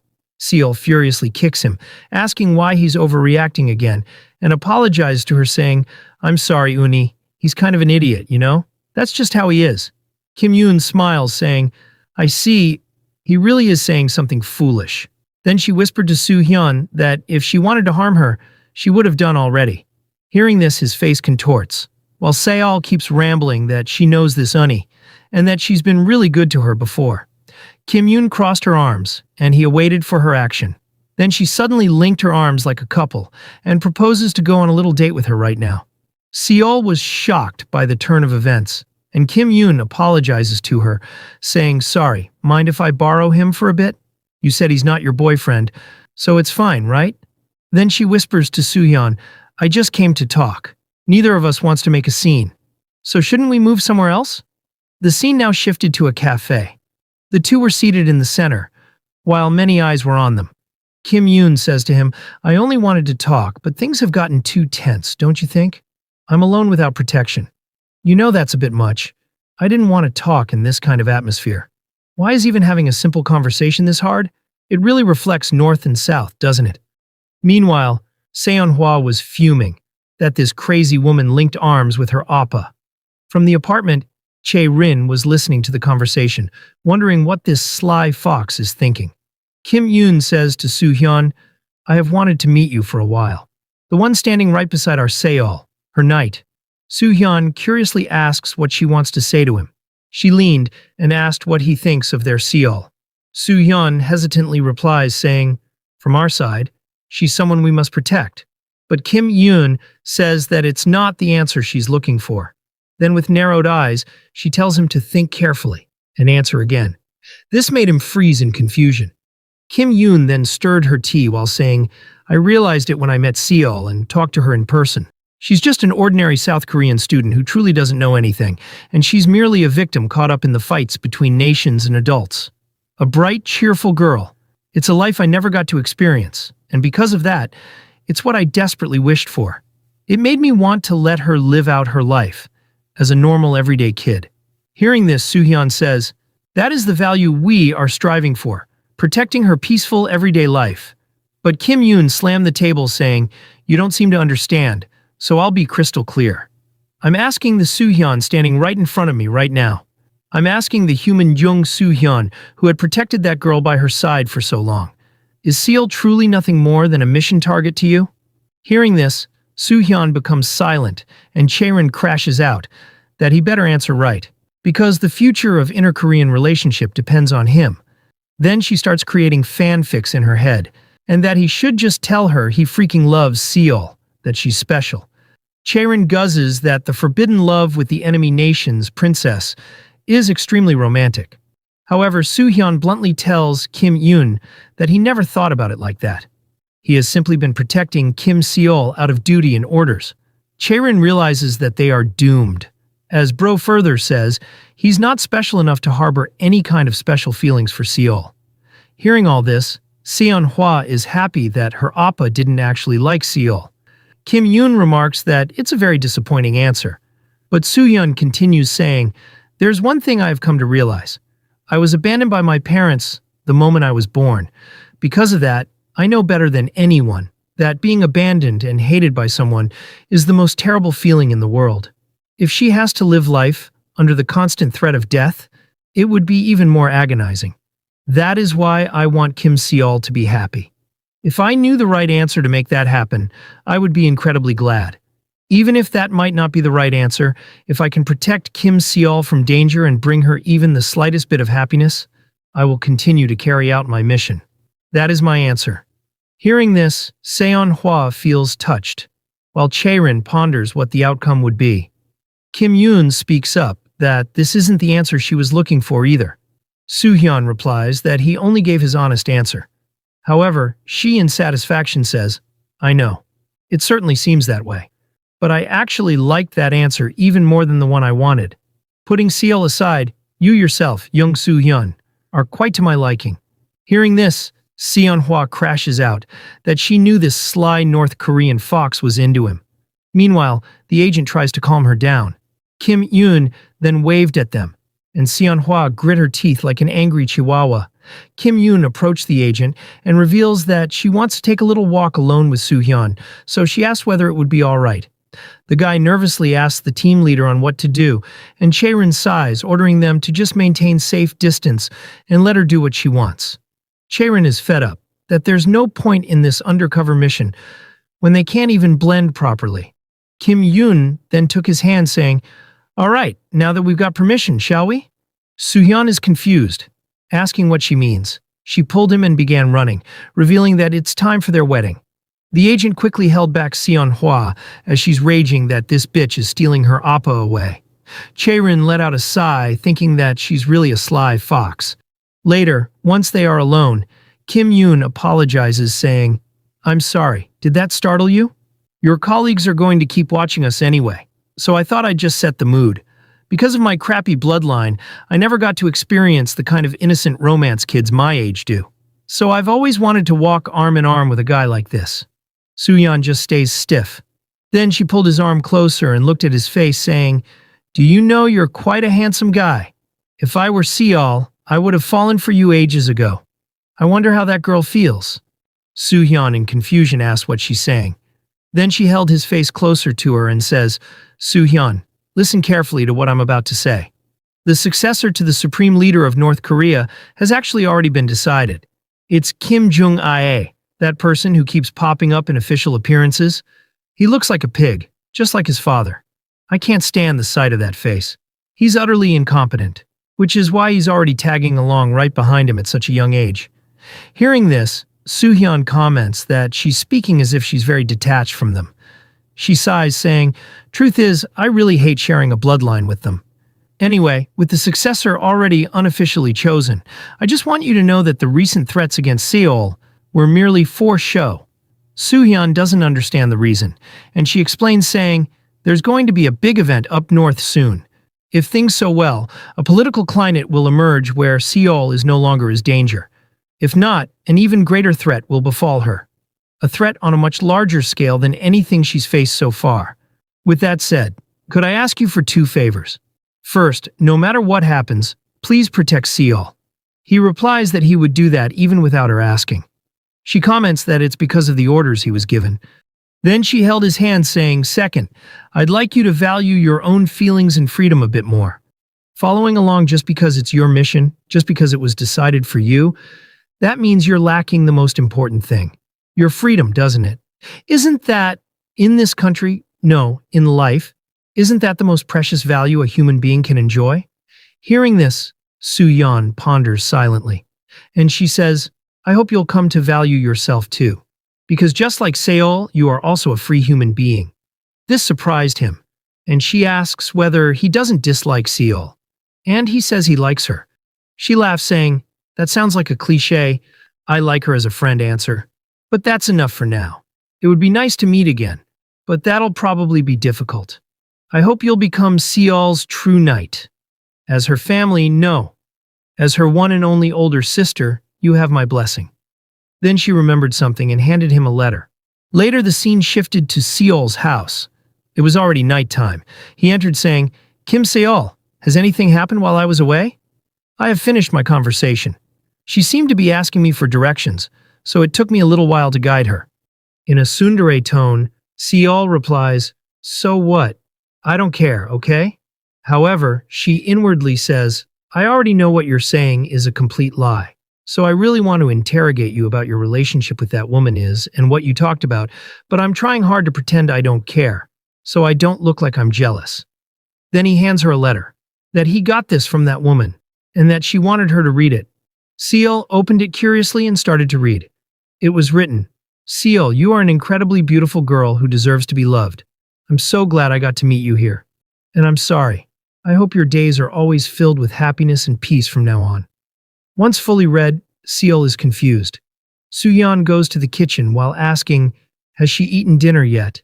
And if not, he'll prepare something right away. Seol silently mutters, so that Uni's name was Kim Yoon. Then suddenly the letter became wet, as her tears started to pour down her face involuntarily. She doesn't understand what's going on. She had only just learned her name, so why is she getting this strange feeling? She began sobbing, and Soo-hyun noticed this, wondering whether there was something weird in the letter's contents. He worriedly approached her, asking what's wrong, and whether she's feeling sick. She wipes her tears, saying, "I don't know, you idiot. Go away." He tells her that he cannot just leave her like this, and that she needs to get a diagnosis immediately. She just hides her face and keeps sobbing. The scene now shifted to Saturday. As Seol woke up and left her room, she noticed Soo-hyun preparing breakfast. She's already gotten used to this sight now. Soo-hyun looked back with a smile and greeted her. Flustered, she shouted at him to not smile and that he's a jinx first thing in the morning. Later in her room, she brushed her hair, thinking that she somehow missed the timing to tell him to leave. But even though it's the weekend and she has no plans to go out, she wonders why she's doing all these. We then see that she's applying lipstick to look good. She's obviously in love with him, but when she saw the food he made, she convinced herself that she's allowing him to stay here because he keeps making good meals. Soo-hyun asks how it tastes, and she shyly admits that it's good. Then she noticed him preparing to leave, and she in confusion asks whether he's not going to eat. And more important, where is he going on a weekend? He puts on his jacket, vaguely saying that he has some business to attend to. So he'll be back soon and she shouldn't worry. She asks whether it's something urgent, but he says no. So she asks him to eat before he goes, and questions why did he bother making it if he wasn't even going to eat. He replies that it's fine, and that he'll eat when he returns. But she tugged his jacket, shouting at him to just sit down and eat. She looked away in embarrassment, revealing that she hates eating alone. Then she stutters, saying, "It's definitely not because I want to have breakfast with you or anything like that." Hearing this, he smiled, admitting feeling the same way. Then as they eat together, he comments that she seems to like this new dish, and she affirmed in a tsundere tone. He says that he'll make more of that next time. Later, the scene shifted to Chae-rin's apartment. Bro looked in disgust as he entered the house, asking what on earth happened here. It was filled with filth. Chae-rin drowsily waved at him, saying, "Our little charmer Soo-hyun is back, the one who even stole the heart of the older girl upstairs." Then Seonhwa asked whether their super popular Appa is back. Who's so popular because he just tells any woman he likes them. We then see that Seonhwa was resting of 2 garbage bags, watching the camera feed while drinking Coke and eating chips. Bro is shocked that he was only gone for a few days, and this house had turned into hell.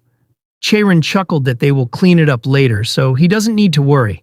Seonhwa shouts, saying, "Exactly! Just hurry up and finish your business and get back to Kim Seol." But he removes his jacket, telling them to give him 30 minutes, and that he'll clean everything. Seonhwa questions how he can clean this all in 30 minutes, and Chae-rin agrees with Seonhwa, and tells him to just listen to her report first. However, he shouts, "I cannot. Team leader, please step aside for a moment. Seonhwa, you stay. You need to take out the trash." Both of them have no choice and agrees. A moment later, we see Soo-hyun cleaning the room, moving the boxes out, and disinfecting house. Now, holding the garbage bags, Seonhwa grumbles that he's too much. But Chae-rin admits that she was waiting for him to come and clean up the whole time. After a few minutes, Seonhwa is surprised that it took less than 30 minutes for him to make the house brand new. He had even made food for them. He notes that the two of them have been eating meals with no nutritional balance, so he made it in a hurry. But it should taste all right. Meanwhile, these 2 gremlins say that he didn't have to go that far. Seonhwa eats the food and cried that it's delicious. Chae-rin admits that she thought he completely forgot about them and were just doing fine. However, he says, "How could that be? You 2 are my most precious colleagues. No, you're like family. Forgetting or neglecting one's family is impossible. Just as one never forgets their family, even when they are apart." This stunned them. Seonhwa, in concern, shout, "I knew it. You're definitely weird. Appa, you're getting all sweet like this. It's so not like you." Chae-rin inwardly admits that she's right. He's definitely changed. He's definitely different from before, back when he only cared about the mission. Soo-hyun tells Seonhwa that she's been harsh and should apologize right now. However, she hits him, saying that he should only be that sweet to her. The scene now shifted to later. Soo-hyun had told everything that had happened. Chae-rin summarizes what Kim Yoon had told Soo-hyun. With a successor already designated, it means there will be an upheaval in the north soon. You're all aware of the info that Number 1's health has been very poor lately, right? It seems highly likely that Number 1 will die suddenly, and the position will immediately be inherited by the successor. Chae-rin then wonders what her intentions really were. First off, Kim Yoon vanished right after contacting Soo-hyun. So it appears that woman really came to South Korea just to see Seol, with nothing but a heart that worries for Seol as her family. Hearing this, Seonhwa silently mutters the word family. Chaerin then asks Soo-hyun whether there was something else she said to him. He remembered her final words, that following along just because it's his mission, just because it was decided for him. That means he's lacking the most important thing, freedom. However, he doesn't tell Chaerin about it, and just says that there was nothing else special. She crossed her arms, saying, "Really? Is it something that's even hard to tell me? Even as Nuna before being your boss. I'm a little hurt." Soo-hyun tries to say something about it, but she pulled him closer, asking whether it was that Kim Yoon wanted him to go somewhere nice together later and do naughty activities. Seonhwa tag team him, crying out whether he likes older women more than younger ones. He denies saying anything like that, but she shouts saying, "You think we didn't see? You two were holding hands and making a scene at the end. If we hadn't been there, you two would have practically kissed? Anyway, what's so great about older women? Honestly, isn't everyone over 20 just an ajumma?" Hearing this, Chaerin became pissed, asking whether she wants to die. Seonhwa sweats bullets, saying that she definitely wasn't talking about her. Seeing them goof around, Soo-hyun smiled while inwardly saying, for the first time, "I had this thought. If I had a family, it would feel exactly like this." Chaerin then remembered something important, and tells him to wait, and that she thinks it's better to tell him something in advance. Meanwhile, the scene shifted to Seol's house. Many clothes were scattered in her room. She was struggling to decide on what to wear, as the ones she picked just now was also looking way too dolled up. Just then she heard Soo-hyun knock her house door, letting her know that it's him. She shouts in a panicked voice, telling to wait a second outside. He asks whether something is wrong, and she quickly dressed up while shouting that it's nothing. But Bro thinks that she's taken captive and is being instructed to tell him that there's nothing wrong. He plans whether he should breach the interior quickly first. But just then she opened the door, and his eyes widened. She was wearing a pretty dress while shyly saying, "You aren't busy today anymore, right? Even if you are, say you aren't. Because if you don't, I'll seriously kill you." Bro just stands there in surprise. The scene now shifted to 1 hour earlier. In her phone, she was watching a video of a YouTuber talking about the hottest place for millennials and Gen Z, and that they are planning to check it out today. Laying on the couch, Seol laughed out loud. Then she called out to Soo-hyun that she's hungry and what should they order. However, there is no response because he's not at home. Then she sighed and lifted her feet to the viewers while saying, "Oh, right, he went out? He has barely been gone, and I'm already looking for him." But then again, what business could Soo-hyun possibly have on a weekend? Could it be a date? Ugh, I can't even imagine it. But thinking about it, it's not like he is unpopular. After all, Sewa ogles at Soo-hyun. And there's his childhood friend that is openly into him. Even the older woman was also into him. Honestly, maybe it's possible. His looks aren't bad. Sometimes he even feels a bit dependable. He's surprisingly thoughtful, good at chores, good at cooking, kind of domestic. Though I'm the only one who knows that. And from what I've seen, he's got a decent body too. But then she threw her phone, wanting to die for imagining all these naughty scenarios. Just then she heard the video mention that there is a fireworks festival at Han River today. Seol has always wanted to go for a fireworks festival, so she thinks about it. Then she hastily began brushing her teeth, deciding to get ready and go out alone, and that she's just going out to have fun. She even puts on makeup, while telling herself that she's doing this only to go see the fireworks alone. Then she's in a dilemma on what dress to wear. Right at that moment, Soo-hyun knocked her door, and she had hastily put on the dress and opened the door, shyly asking him to go out with her. Now the scene shifts to a supermarket. For some reason, they both are shopping for groceries. Soo-hyun comments that he must have used up all the ingredients, so he'll cover the cost for her. Meanwhile, Seol glanced at her dress, wondering what she's even doing here. Did she dress this much just to go to the supermarket? All the ajumas were struck by her shining beauty. It is then revealed that she has been so embarrassed that she had given an excuse, saying he cooked everything so the fridge is empty and they need to go shopping. Now, Soo-hyun held up a cabbage, remarking that this one's cheaper per 100 grams, so he'll use cabbage for today's meal. Meanwhile, Seol is frustrated, wondering why he's behaving like a housewife. She grabbed the cabbage from his hand and says that she changed her mind and now wants to eat out, so he should stop shopping, because she doesn't want to eat at home. Then she clarifies that his cooking is not bad, and that she just wanted to eat outside, and in a flustered mess, She asks why he's looking at her like that. He smirks, saying, "I had a feeling you'd say that. You don't look like you came out just to shop. So what do you want to eat? Anything's fine." The scene now shifted to a restaurant.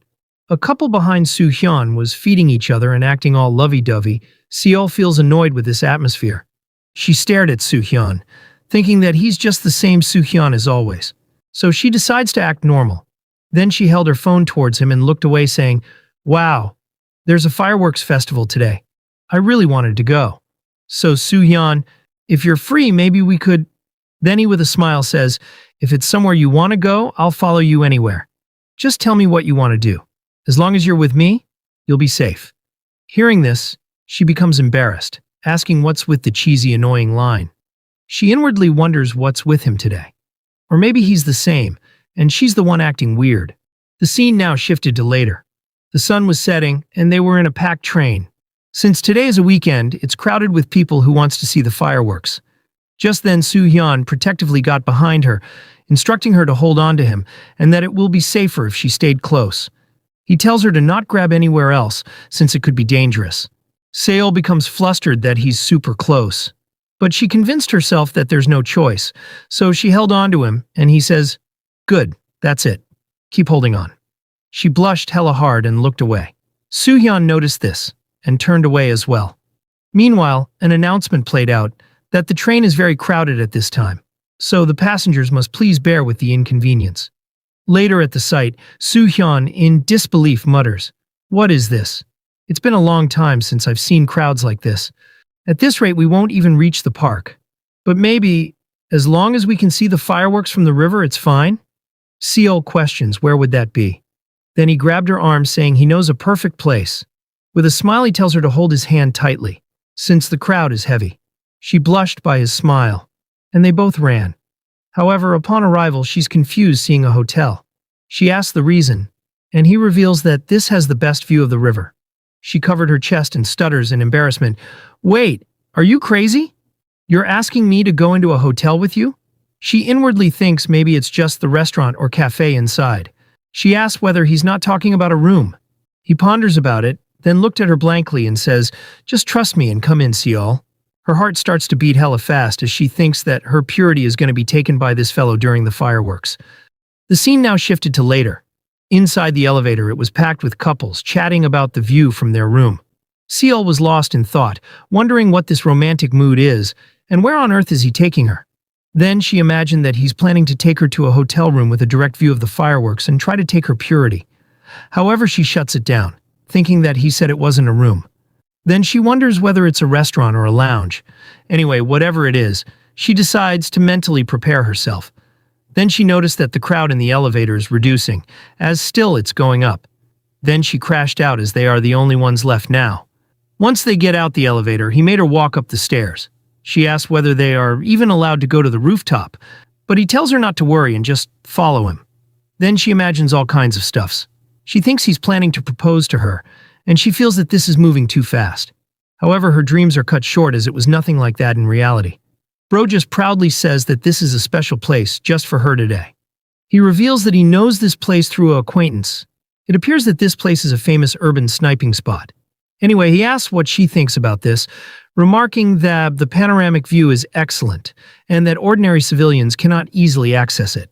She grits her teeth, inwardly telling him to not look proud over something like this. Then she complains that it's freezing due to the wind. He placed his jacket on her, saying, "I am truly sorry. I failed to factor in the wind speed and temperature drop due to the altitude difference. Can you forgive me with this?" Then she, in a tsundere tone, replies that she wouldn't go as far as needing to forgive him. Then she looked down and exclaimed in amazement at the sight of the Han River.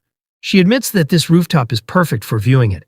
Soo-hyun checked his watch, saying, "The aerial gunpowder detonations should commence shortly." Seol widely smiled in excitement, saying, "Wow, it's so high up. Honestly, I was a bit pissed at first, but this isn't bad." Seeing this, he remarked that she has definitely changed a lot. She questions about it, and he explains that until recently she was always aggressive and unfriendly towards others. However, she retorts that it's mostly because of his weird behavior. He then continues that lately she's different. She has softened up a lot. Hearing this, she stutters, saying, "It's just your imagination." I haven't really changed at all. Meanwhile, she inwardly crashes out saying, was I being too obvious today? I've gotten weird because of you, Young Soo-hyun. It's so annoying. Then she threw the question back at him that he's the one who has changed. He asks about it, and she explains saying, thinking back to when I first met you, you've actually become a real person now. I still remember. When I first met you, I thought you were just a normal guy from the outside. You stared at me the entire class. I really wondered what the hell was wrong with you. So I got mad and yelled at you. After that, you just stared at me while pretending to read a book. You even followed me around outside. You were a total stalker. On top of that, I couldn't tell what you were thinking at all. I seriously thought you were some kind of robot. Well, now it feels like you've finally become human? Soo-hyun then replies saying, at the time, protecting you from threats was the only thing that mattered. Hearing this, she blushed, saying, there you go, saying weird things again. You know you look really weird whenever you do that? He replies saying, it's because I've been like that since I was young. Ever since I was very young, I never thought about anything other than my orders and my mission. Making my own value judgments regarding a mission was unacceptable. I moved according to instructions and only made decisions meant to ensure the success of the mission. I merely acted exactly as the people who needed me wanted. That is why my behavior in the beginning must have seemed highly unnatural to you. Hearing this, she stayed silent for a moment and then says, you sound like a total otaku, talking about missions and crap. You're just talking about going to school and stuff, right? He replies saying, yes, something like that. But ever since I met you, I think I began to change little by little. I was able to discover expressions I had never made before and emotions I had never felt. It was just an ordinary everyday life, but I spent most of it with you. And thanks to that, I enjoyed it. And today as well, I found myself hoping you would keep smiling happily. This is truly my first time feeling this way. I think I have been constantly changing ever since I became friends with you. Hearing this, she says, you said following me around and bothering me all this time was because you liked me, right? He affirms that from the moment he saw her, he thought he liked her. Seol turned away saying, when you told me that on the rooftop, I was seriously so annoyed, you know? Phrasing a cliché like liking someone as a friend in a way anyone would misunderstand, Soo-hyun affirms that he likes her as a friend. She then rests herself on the railing and says, is it still like that now? Do you still like me as a friend? Hearing this, he hesitates, unable to answer her question.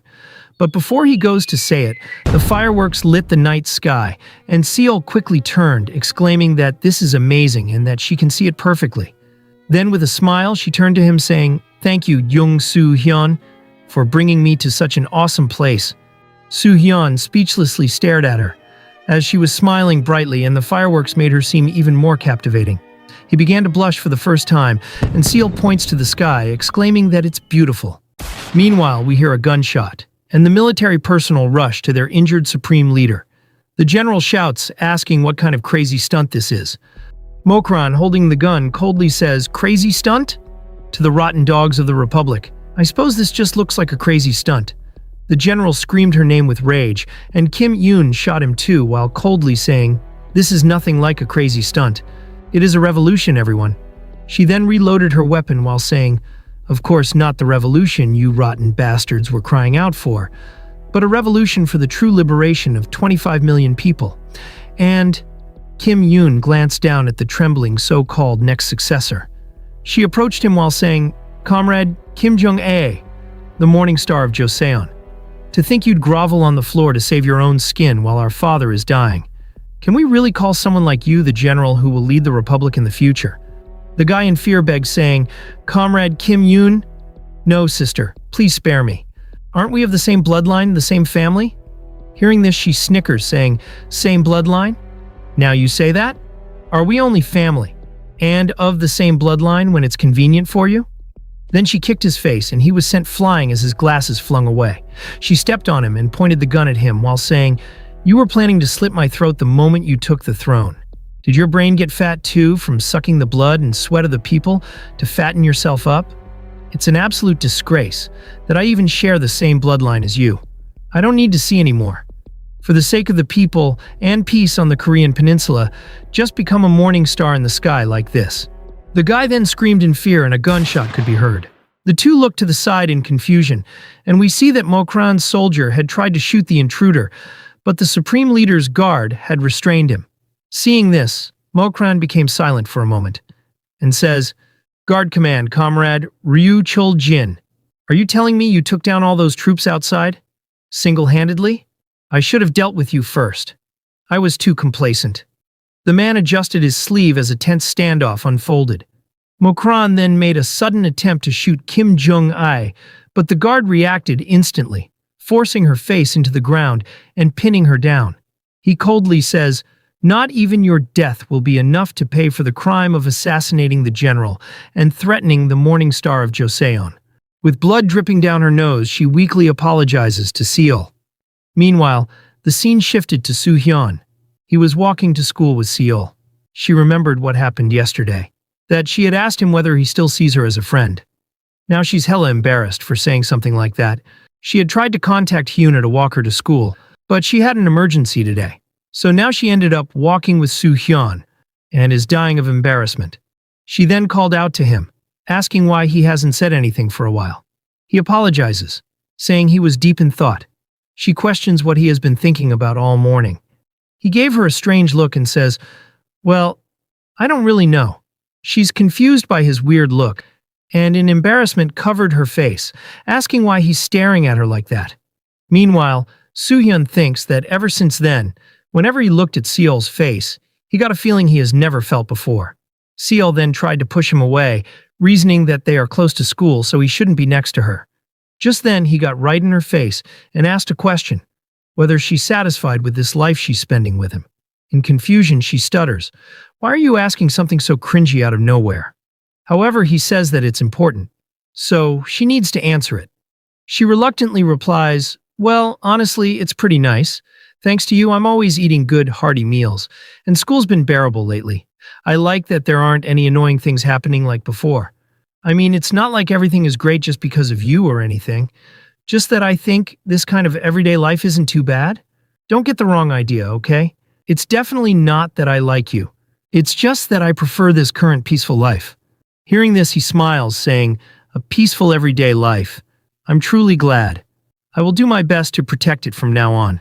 She turned away, saying, "What do you mean, do your best? More importantly, we're at school now, so keep your distance." Later, when they reached their classroom, there was a commotion. A student tells the others to connect his phone to the TV. Then news played out on the big screen, that the Supreme Leader is dead. The exact cause of death is currently unknown, presumed to be an assassination by a high-ranking northern official. Likely successor Kim Jong-ai reported to have survived. Meanwhile, the students are in disbelief at the sudden occurrence. They comment that there's going to be a huge disaster now. Soo-hyun is frozen in shock, but Seol doesn't understand his reaction and sarcastically says, "He's dead? Wow, that fat pig finally kicked the bucket. That successor bastard should have died with him. What a shame. I hope they all just crash and burn this time. Isn't this going to cause trouble for our country again now?" Then there is a breaking news, that the Vice Chairman Kim Jong-a, previously considered the successor to the North Korean Supreme Leader, had made a public appearance. In fury, he speaks. "The treason was committed not by an external enemy, but by someone of the same bloodline as myself. And as of today, I declare an end to my own bloodline. The era of bloodline politics will end, and I clearly declare that all the bloodline threatening the Republic will be completely excluded from the national leadership system." Hearing this, the students joke that this is like a movie, and that the new dude looks like a total scrub. Seol does a gesture that the bloodline should all die first, but she doesn't know that she's actually part of it. Just then, Chae-rin communicates with Soo-hyun that it's an extreme state of emergency. Soo-hyun confirms that he's watching it right now, and she says, "To think what Mokran mentioned was a direct coup like this. They say a successful one is a revolution, and a failed one is treason. But this has turned into the worst-case scenario. Number 1 dying is massive enough, but number 2 is going completely rogue. Seeing them deny their own root bloodline like that, they're practically out of their mind." Kim Jong-a continues his declaration saying, "I make it clear once again that there can be no chaos or rebellion in the Republic. Thus, we have urgently investigated those involved in the treason, and for the peace and survival of the Republic, we wish to reveal them to the people." Hearing this, Chae-rin became horrified. Kim Eun and Kim Seol were publicly broadcasted as the treason accomplices. The students are surprised by what they see, and wondered aloud whether they're going to kill everyone mentioned there. Then they looked closely at Seol's image and exclaimed in confusion. Meanwhile, Taemin was watching the same broadcast, and once the new Supreme Leader gave orders to kill, Taemin packed his items as the time had finally arrived. The scene now shifted to Hyuna's house. Seeing the broadcast, Taesik comments, "That young punk can't even tell right from wrong. He's dangerous. There's nothing more we can do for Seol now." Hyuna asks, "Are we really going to sit back and do nothing again just because we're walking on eggshells around our comrades? Seol could actually die this time." Taesik replies, "No, you could be put in danger too. Now that young fool has personally declared her the main enemy, there's no telling what kind of monster the North will send. I feel terrible for Seol too, but I have to put you and our family first." However, Hyuna says that Seol is her friend. South Korea, the Republic, none of those grand things matter. Seol is her friend, and she wants to cherish and protect her more than anyone else. Taesik remained hesitant. Hyuna knelt and held his hand, saying, "Besides, Grandpa, I'm not going to die. You know whose daughter and granddaughter I am. I would never die and leave you behind, Grandpa." Hearing this, he reluctantly smiles, saying, "If you're that resolute about this, Hyuna, then I can't stop you anymore. Let's think of a way to help Seol together." Hyuna becomes excited and thanks him. However, he says that they won't be able to stop the approaching madness of hatred and its chain reaction. They can only hope that Seol stays strong and endures it. The scene now returns to the classroom. Everyone began staring at Seol and murmured that her name is written there. They called out to her and joked that it says she started a rebellion in North Korea. Min-duk also joined in, saying, "Miss Kim Seol, so the setting is that you were actually a tsundere princess hiding in enemy territory?" Yoonji and Kyung playfully laugh, joking that Seol is shooting a K-drama. Seol becomes pissed at the situation and cursed the woman on the TV for having the same name as her. Soo-yeon feels slightly relieved that if the students just accept it as someone with the same name, there won't be a problem. Seol then walked up to the TV, wanting to see the woman's face. The students joke that she looks exactly like her. Seol becomes shocked upon seeing Kim Eun, wondering why her uni is up there. Then she noticed the other image, and it looks like it was taken recently. She freezes as things began to make sense. She inwardly says, "Wait, what is this feeling? It's obviously full of nonsense, but strangely it feels like the puzzle pieces are fitting together." Meanwhile, we see a boy walking towards her with a milk packet, while Sewa pouts at the situation that Kim Seol is getting attention again. They just share a name, so why is everyone making such a fuss? Then her eyes widened in shock as a boy poured milk on Seol's head. It was the discipline committee head. With a sinister grin, he says, "Destroy commies." Then he turned to the student and loudly says, "Listen up, everyone. It's true that Kim Seol is from North Korea. I got this verified information through my dad, who's a high-ranking government official. It's already been confirmed. It'll be on the news soon." On top of that, she's not just from North Korea. Just like it says right there, she's the Baekdu bloodline, the daughter of the Supreme Leader who just died. She's been deceiving us this whole time. Hearing this, Seol stood frozen, unable to process that she's his daughter. Then Soo-hyun grabbed his wrist in fury and asked, "What does he think he's doing?" However, the guy shouts, "Who the hell are you? Let go. Are you taking Kim Seol's side right now? That disgusting North Korean, the daughter of the leader who is South Korea's indisputable main enemy? You're a spy, aren't you? Actually, looking at it now, you're definitely a spy. No wonder you were always sticking to Kim Seol. I knew it." Hearing this, Soo-hyun couldn't answer. Then Seon-hwa grabbed his collar and threw the bastard away with rage, shouting on who gave him the right to treat Appa like a spy. However, the dude laughs, saying, "To think there are this many commie spies in our school. It makes me worry so much about the future of our country." Kyung tells the dude to cut it out, and Yoonji wiped Seol's face, asking whether she's alright. Seol glared at the dude with anger, and Sewa observed the situation in concern, wondering what the hell is going on. Seol grabbed his shirt and screamed, "Stop your bullshit! You just made up this garbage because you don't like me, right? I'm a South Korean. And my parents aren't some fat pig bastards like him. They're South Korean just like me." Just then in the TV, news broke out about the details of the people involved in treason. Further images of Kim Seol was pouring into the broadcast as they confirmed that she's the diseased Supreme Leader's daughter who is secretly living in South Korea. Seeing this, the students began to piece things together, that it's the same uniform they are wearing. The dude then shouts, "See, what did I tell you? It really is that bitch Kim Seol. It's all out in the open now." Seol threw him away and ran, cursing out loud. Her friends called her name in shock, and she just ran without looking back, while the dude laughs like a maniac, that she's running because he's right. Now at the female restroom, Seol was trying to contact her parents, but it was going directly to voice message. She starts to panic saying, "Answer, please answer. I really am mom and dad's daughter, right? Answer, please pick up, please, why aren't they picking up? Hurry up and tell me I'm your daughter. Tell me that. Of course I'm a South Korean." We then see that she sent her family a lot of messages stating, "Mom, Dad, I'm so scared. Really, really scared. I'm really your daughter, right? Right?" With still no reply, she began to tremble in panic. What if I'm really not their biological daughter? What if I really am that North Korean guy's daughter? I don't even want to imagine it.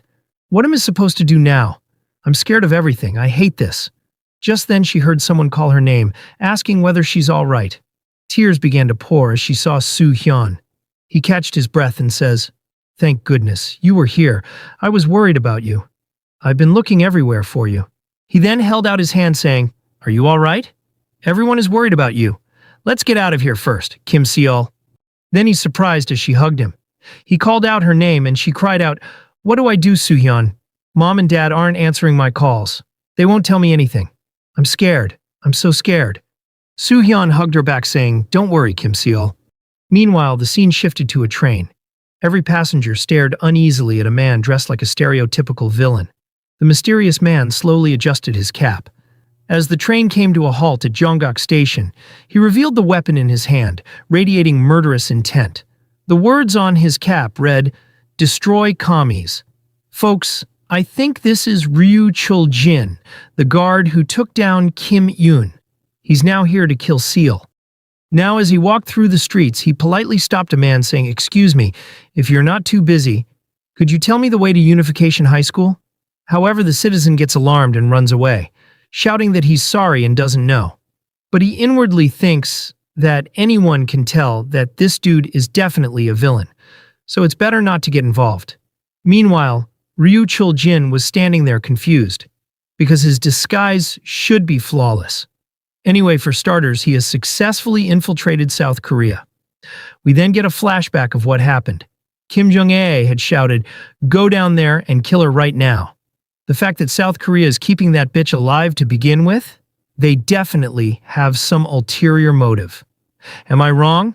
Chul-jin replied saying, "You are correct, dear comrade supreme leader, but the eradication of the rebel forces is not yet complete. We don't know what threats might befall you if our forces are dispatched. Therefore, we must proceed with caution, comrade supreme leader." Hearing this possibility, Kim Jong-ae trembles in fear, as it's true. He crashes out saying, "No, just like that bitch Kim Yoon. Who knows what she's plotting in South Korea? I want to wring her neck right now. Make her confess everything and then snap it." Kim Jong-ae then realized he's crashing out, and he now composed himself saying, "Those seeds of treason must be completely wiped out." Chul-jin replies saying, "Kim Seol is currently under the special protection of South Korea. Many of our southern dispatched comrades have targeted her, but all have failed." Listening to this, Kim Jong-ae shouts, "Is that so? So that bitch has been well protected by the puppet state all this time? Then all the more reason for you to take care of it, comrade. You have the skills for it, comrade. Isn't that right? Take as many men as you need, just make sure it gets done. You hear me?" Then Ryu Chul-jin coldly sighs, saying, "Understood, comrade supreme leader. However, I won't need backup. I can do it alone. It's easier to move around, and it minimizes the vacuum in our forces." Kim Jong-ae becomes worried and stutters, saying, "Can you really do it by yourself? I know your skills, comrade. But the South Korean bastards won't be easy targets." However, Chul-jin confidently assured him, "You don't need to worry. Eliminating anyone who threatens the Republic is my duty." Now the scene returns to the present. As Seol was walking down the school corridor, everyone were talking about the news, that she's the daughter of the diseased leader. They exclaimed that it's effing disgusting. She had pretended not to know and went to school with them all this time. Another student chimed in that it seriously gives her the creeps. Then as they saw Kim Seol walking by, a student was scared, saying, "I'm not going to get assassinated suddenly or anything, right?" His friend then quickly tells him to keep his voice down, as Seol can hear him. Meanwhile, hearing all them gossip, Seol inwardly says, "Why do I have to listen to this? They don't know anything about me. How can they be so sure? Right. How did I handle this before? I used to just ignore it, telling them to talk my back all they want. But now I can't do that, because even I find it creepy and disgusting to be tied to a repulsive pig like him." Just then, Soohyun tells her to ignore them. However, once she got back to her classroom, things were way tense. Her desk was vandalized with hateful words. She just stood there silently, her mind spiraling. Meanwhile, Kyung and Yoonji revealed that the kids from other classes swarmed in and suddenly did this. Even though they tried to stop them, they wouldn't listen. Seonhwa just silently observes that they had gone too far. Marie then quickly began wiping the desk, cheerfully exclaiming that she's good at erasing stuffs. Once she wiped it clean, she grew a bit afraid and hesitantly asks Seol, "It's not true, right? Those stories about North Korea? They're just ridiculous rumors, right, Seol?" Hearing this, Seol looked at her in disbelief, and this sent shivers down Marie's spine. Seol then turned her gaze towards her friends, and even they looked away with a troubled expression. Minduk was also now tensed, as she's not saying anything. Sewa inwardly pleads her to just say something. Seol mutters that she said no. Then she burst into tears. "I said it's not me. I seriously don't know anything. A crazy North Korean pig being my parent. Does that even make sense? Why is everyone doing this to me?" Seeing her cry like this, Soohyun becomes worried. Just then, they hear the PE teacher shouting at some people that it is trespassing. A crowd of reporters burst into the classroom, finally having found Kim Seol. The teacher tries to stop them, shouting that there are students inside. However, they don't listen and throw many questions towards student Kim Seol, asking whether she admits of being the Baekdu bloodline. They ask what her thoughts are on being designated as involved in treason by North Korea, and whether she's currently receiving personal protection. She stayed frozen as the cameras flash her to the entire world. They ask at what point did she come to South Korea. Meanwhile, the disciplinary committee scumbag watched this scene with a smug, thinking that tipping off the press really worked. He didn't expect them to storm all the way into the classroom, though, but this is satisfying. Then, as the reporters asked whether she had any contact with the South Korean government, the teacher had enough of it and tried pulling them away, shouting that if they are going to pull this bullshit, they should wait until classes are over, because there are normal students here too. However, they keep asking questions, whether she's aware that she is a political symbol. They keep calling her name, and Seol was about to spiral. Then, to her surprise, Soohyun grabbed her hand and ran out the classroom. They all looked confused, and now they all began questioning the teacher, asking whether that boy is a government official and that the public has the right to know. The teacher pushed them away, shouting that the kids' daily lives are more important than this bullshit. Meanwhile, Sewa remains thoughtful, while Seonhwa wonders what Soohyun is trying to do. Now outside, as they made quite the distance, Seol lets go of his hand, telling him to wait. She was huffing for air, trying to catch her breath. Seeing her exhaustion, he apologizes, saying, "Are you okay, Kim Seol? Sorry, I guess we ran too long. Let's go to your house first. We'll secure your safety there and then figure out what to do next." However, she fell to her knees, as she can no longer take this anymore. She began crying harder, and Soohyun worriedly tries to comfort her. But then he stopped as Chae-rin spoke through the earpiece, saying, "Soohyun, just listen. Don't answer. As of this moment, Operation Taming the Princess is terminated. All bodyguard duties and operational activities regarding the princess are also terminated. All personnel deployed to the scene are to disengage and withdraw immediately. Return to base, Soohyun, right this instant." Later at Seol's house, we see Soohyun packing his bag. Once done, he stayed still for a moment, thinking about the decision. Then he approached her room and said he was entering. Seol doesn't answer and was seated on the floor with her head buried. Soohyun remained silent for a moment, thinking of a good excuse to why he will be leaving. He then finally says to her, "Kim Seol, something urgent just came up, so I have to go out right now. First, don't leave the house and stay put." However, she stared at him with her hollow eyes and asks, "Are you like them too? Young Soohyun, do you think what they said on the news is true?" Is that why you're leaving? Hearing this, he says no, but couldn't explain it to her. He inwardly says, I have known who you were from the very beginning. As an NIS agent, protecting you was my mission, and the reason I didn't tell you until now was to prevent you from getting confused. And, more than anything, I'm on your side. Believe me, Kim Seol. He then called out her name and hugged her tightly, catching her off guard. He says to her, regardless of who your parents are or who you are, none of that matters.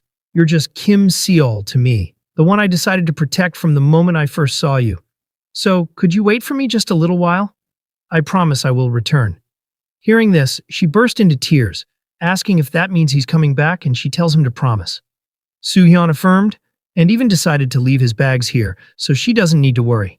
She cries that if he doesn't come back, she'll seriously kill him. Later the scene shifted to the base. Soo-hyun tells his team leader that he's returned. She asks about his gear and bags and where did he sell them off to. He replies, I judged that a quick extraction and return was the priority. Hearing this, she turned and firmly says, Soo-hyun, you know you can't go back now. Don't tell me you forgot what I told you privately back then? Soo-hyun answers that he remembers it. Chaerin then says, I warned you in advance just in case a coup failed as it did now. Operation Taming the Princess is for the princess of an unprecedented dictatorship to become perfectly tamed by democracy and the Free Republic of Korea. The mission wasn't just about protecting her daily life. It had a political purpose. In the end, the ultimate goal was to make Seol, who has the Baekdu bloodline, a symbol of political harmony for both South Korea and North Korea. So having grown up in South Korea, Seol would know better than anyone that their North Korean compatriots need democracy. Because she possesses legitimacy through her bloodline, she would be the most suitable person to spread democracy to North Korea.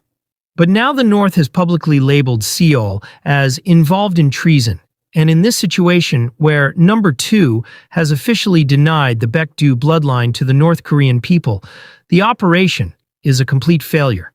It means Seol's value as an asset has completely vanished. However, Soo-hyun asks, is there really a reason to abruptly halt her protection like this?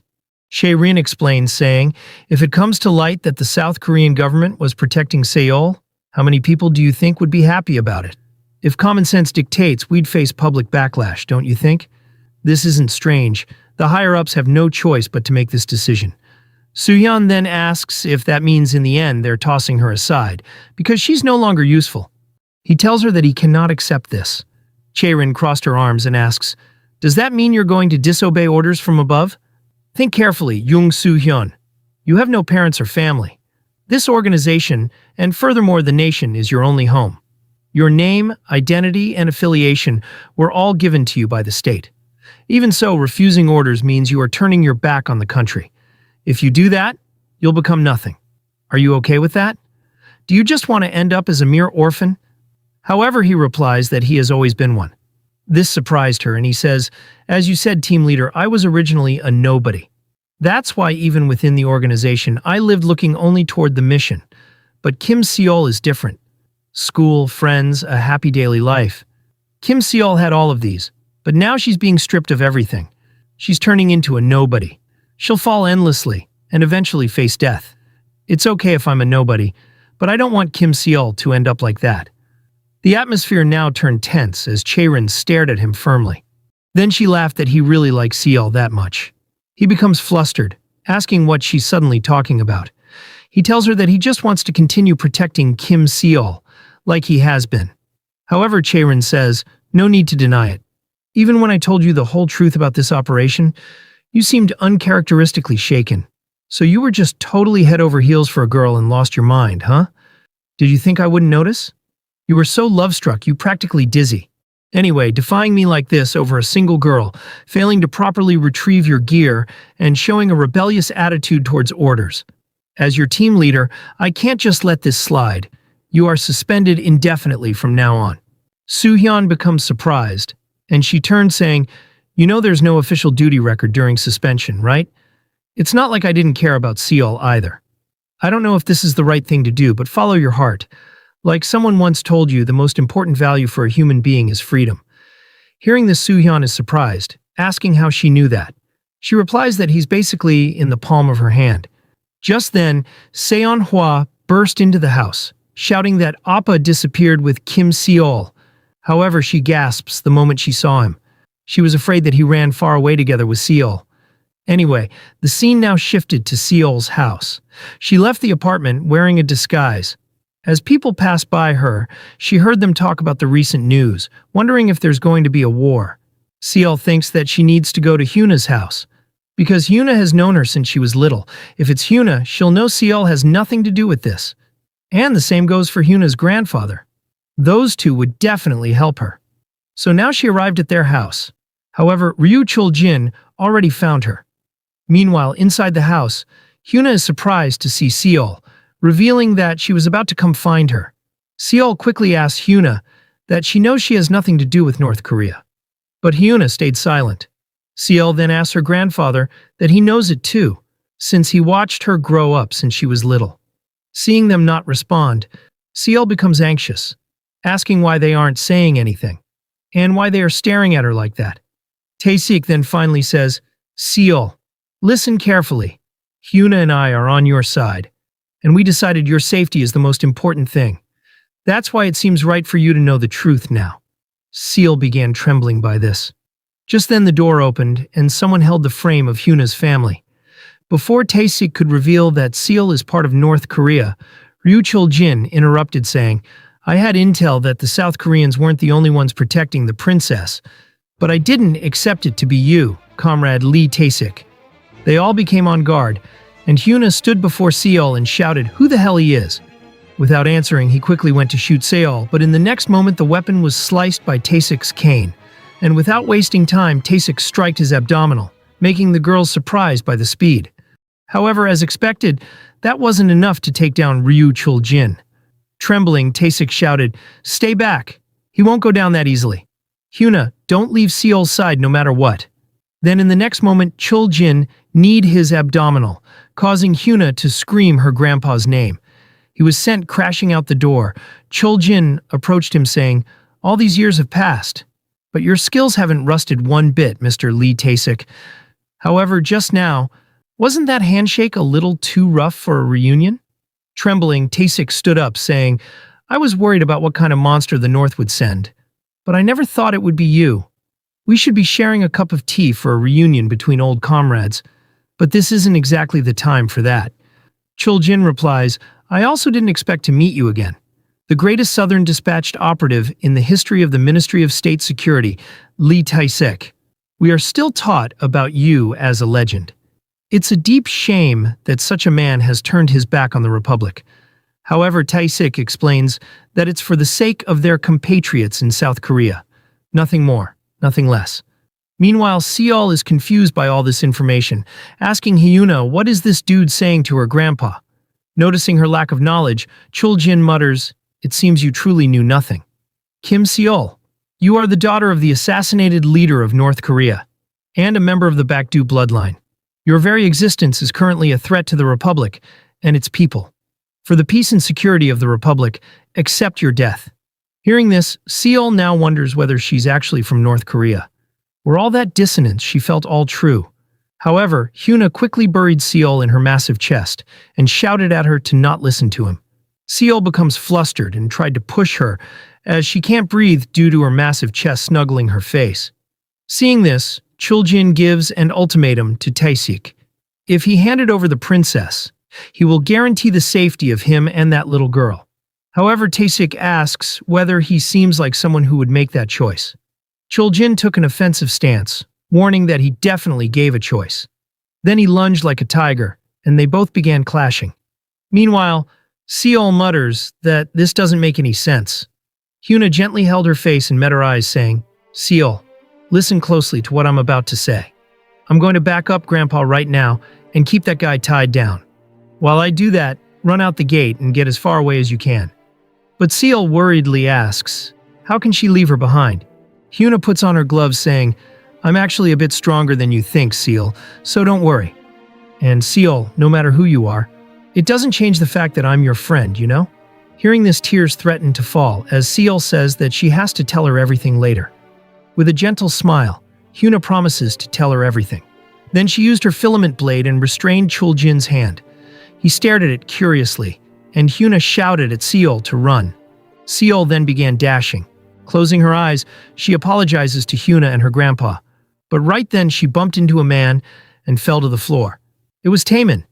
He towered over her, while coldly saying, "Well, what do we have here? Seems I arrived at the perfect time." Chuljin noticed Taemin and replies, "Agent On Taemin from State Security Department. You're right on time. Execute the princess immediately." Seol looked up at Taemin in shock, and he mutters that it looks like it's over for the princess. She realizes that this pretty boy was a North Korean bastard too. He coldly says to her, "I don't have any personal grudges, but I'm going to need you to die now." Terror engulfed her, as her mind is in a mess. Is she really going to die like this?